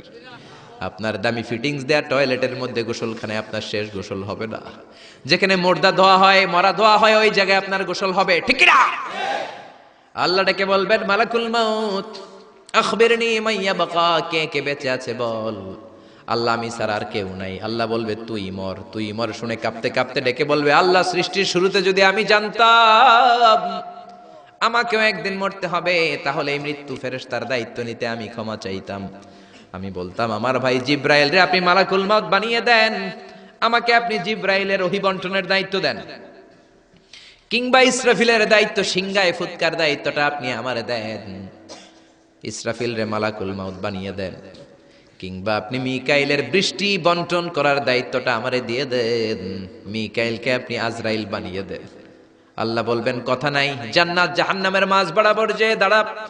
জান্নাত জাহান্নামের মাঝ বরাবর যে একটা জায়গা আছে, জায়গাটার নাম হলো আরাফ। ওইখানে কাঁপতে কাঁপতে কাঁপতে দাঁড়াবে। আল্লাহ বলবেন, মালাকুল মাউত কথা বলে আর কেঁপে লাভ নাই, মরতে তোমাকে হবেই। মুত ইয়া মালাকুল মাউত, মর, মরে যা। এক ধমক দেওয়ার সাথে সাথে চিৎকার মেরে মালাকুল মাউত জান্নাত জাহান্নামের মাঝখানে বিকট একটা চিৎকার মেরে বেহুশ হয়ে ওইখানেই মরে যাবে। বিশ্বনবী বলেন, মালাকুল মাউতের চিৎকার এত ভয়ঙ্কর হবে সেদিন, ওই চিৎকারের আওয়াজ যদি দুনিয়ার মানুষেরা শুনতো, কিয়ামতের জন্য আলাদা করে ইসরাফিলের সিংহার কোনো দরকার হতো না। ওই মালাকুল মাউতের চিৎকার শুনলে, ওই আওয়াজে, চিৎকারের আওয়াজে দুনিয়ার সব মানুষগুলো কানের পর্দা ফেটে লাশ হয়ে তখনই মরে যেত। এবার ডানেও কেউ নাই, বাঁয়েও কেউ নাই, সামনেও কেউ নাই, পেছনেও কেউ নাই, উপরেও কেউ নাই, নিচেও কেউ নাই, একজন ছাড়া। চিৎকার করে বলেন, তিনি কে? আল্লাহ এবার ডেকে বলবেন, লিমানিল মুলকুল ইয়াউম, লিমানিল মুলকুল ইয়াউম, who belongs the kingdom today. আজকে ক্ষমতা কার? এই যে ক্ষমতার বাড়াবাড়ি, এই যে ক্ষমতার অপব্যবহার, এই যে ক্ষমতা দিয়ে জুলুম করা, আজকে ক্ষমতা কার? আল্লাহ নিজেই বলবেন, লিমানিল মুলকুল ইয়াউমা লিল্লাহিল ওয়াহিদিল কাহ্হার। ক্ষমতা কারোর জন্য নয়, একজনের ছাড়া, তিনি কে? এজন্য আল্লাহ বললেন, আল্লাহু লা ইলাহা ইল্লা হুয়াল হাইয়ুল কাইয়্যুম। তিনি হলেন আল হাই, সব মরে যাবে, একজন ছাড়া, তিনি কে? তিনি হলেন আল কাইয়্যুম। কাইয়্যুম মানে যে নিজেই স্বপ্রতিষ্ঠিত। আপনি কি স্বপ্রতিষ্ঠিত? আপনি জন্মের পরে আপনার মা আপনারে ধরে, আপনার নানি আপনার পেশাব পরিষ্কার করে, আপনার জ্বর ওঠে আপনার টিকা দেয়া লাগে, আপনার পায়খানা পেশাব আবার একজন পরিষ্কার করে দেয়, আপনার বুকের দুধ মা খাওয়ায়, মুখে তুলে খাবার খাওয়াতে হয়। 3-4 বছর আগে আপনি তো হাঁটাই শিখেন না, জোরে কোন ঠিক কিনা? তারপরে বিপদে পড়লে আমরা চাই একজনের কাছে, তিনি কে? কিন্তু আল্লাহ কি কারো কাছে চায় নাকি? গোটা বিশ্বের মানুষ তাদের প্রয়োজন পূরণের জন্য আল্লাহর কাছে ঠেকা। আমার আল্লাহ কারো কাছে ঠেকা নাকি? এজন্য তিনি আল কাইয়্যুম, তার কোনো চাহিদা নাই, তিনি কারো কাছে চান না, গোটা বিশ্ব তার কাছে চায়। চিল্লায় বলেন ঠিক না? আমাদের চাহিদার কোনো শেষ নাই, আমরা সবাই ফকিন্নি। আমরা কি দেখছেন? ফকিন্নি কইতে ভালো লাগে না নিজেরে। আরে আমি সবচেয়ে বড় ফকিন্নি মিয়া। আমি ফকিন্নি, আমার বাপ ফকিন্নি, আমার দাদা ফকিন্নি, আমার মা ফকিন্নি, আমার 14 গোষ্ঠী ফকিন্নি। আল্লাহ বললেন, ইয়া আইয়ুহান নাসু আনতুমুল ফুকারাউ ইলাল্লাহ। ও দুনিয়ার মানুষ, তোরা সব ফকিন্নি। আনতুমুল ফুকারা ইলাল্লাহ, তোরা ফকির মিসকিন। ওয়াল্লাহু হুয়াল গনিয়ুল হামিদ, ধনী হলো একজন, তিনি হলেন আমার আল্লাহ। জোরে কোন ঠিক কিনা? এই দুনিয়ার মানুষের যত বেশি তার চাহিদাও তত বেশি। দেখবেন যার পা নাই, এর কি কোন ল্যাংড়া, খুঁড়িয়ে খুঁড়িয়ে হাঁটে, তার চাহিদা আল্লাহ, আমার যদি 2টা পা থাকতো আমি ওই মানুষগুলোর মতো হেঁটে হেঁটে যেতে পারতাম। যেই লোকটা সুন্দরভাবে হেঁটে হেঁটে যেতে পারে সে বলে, আল্লাহ আমার যদি ওই লোকের মতো সাইকেল থাকতো আমার হাঁটা লাগতো না, আমি সাইকেল চড়ে যেতাম। যার সাইকেল আছে তারও চাহিদা, সে বলে, আল্লাহ ওই যে সুন্দর হুন্ডা চালিয়ে যায়, সাইকেল দিয়ে যেতে আমার অফিসে 2 ঘন্টা লাগে, হুন্ডা হইলে 20 মিনিটে যেতাম। হুন্ডাওয়ালা বলে, আল্লাহ আমার একটা যদি প্রাইভেট কার থাকতো। এজন্য মানুষের চাহিদার শেষ নাই। চাই তো সে যে ফকির, আমরা সবাই ফকির। জোরে বলেন ঠিক কিনা? ধনী একজন, তিনি কে? এজন্য চাইতে হবে কার কাছে? জিকির করতে হবে কার? বিপদে আপদে সকালে বিকালে একজনই আমাদের সহায়, তিনি কে? আরো আসতে বলেন, তিনি কে? আল্লাহ আমাদের সবাইকে কথাগুলো বুঝার আমল করার তৌফিক দান করুক, আমরা পড়ি আমিন। আল্লাহ আমাদের সবাইকে এই মাহফিলটাকে কিয়ামতের দিন নাজাতের ওসিলা হিসেবে কবুল করুক, আমরা পড়ি আমিন। সবাই ভালো থাকবেন, সুস্থ থাকবেন, কোরআনের সাথে থাকবেন।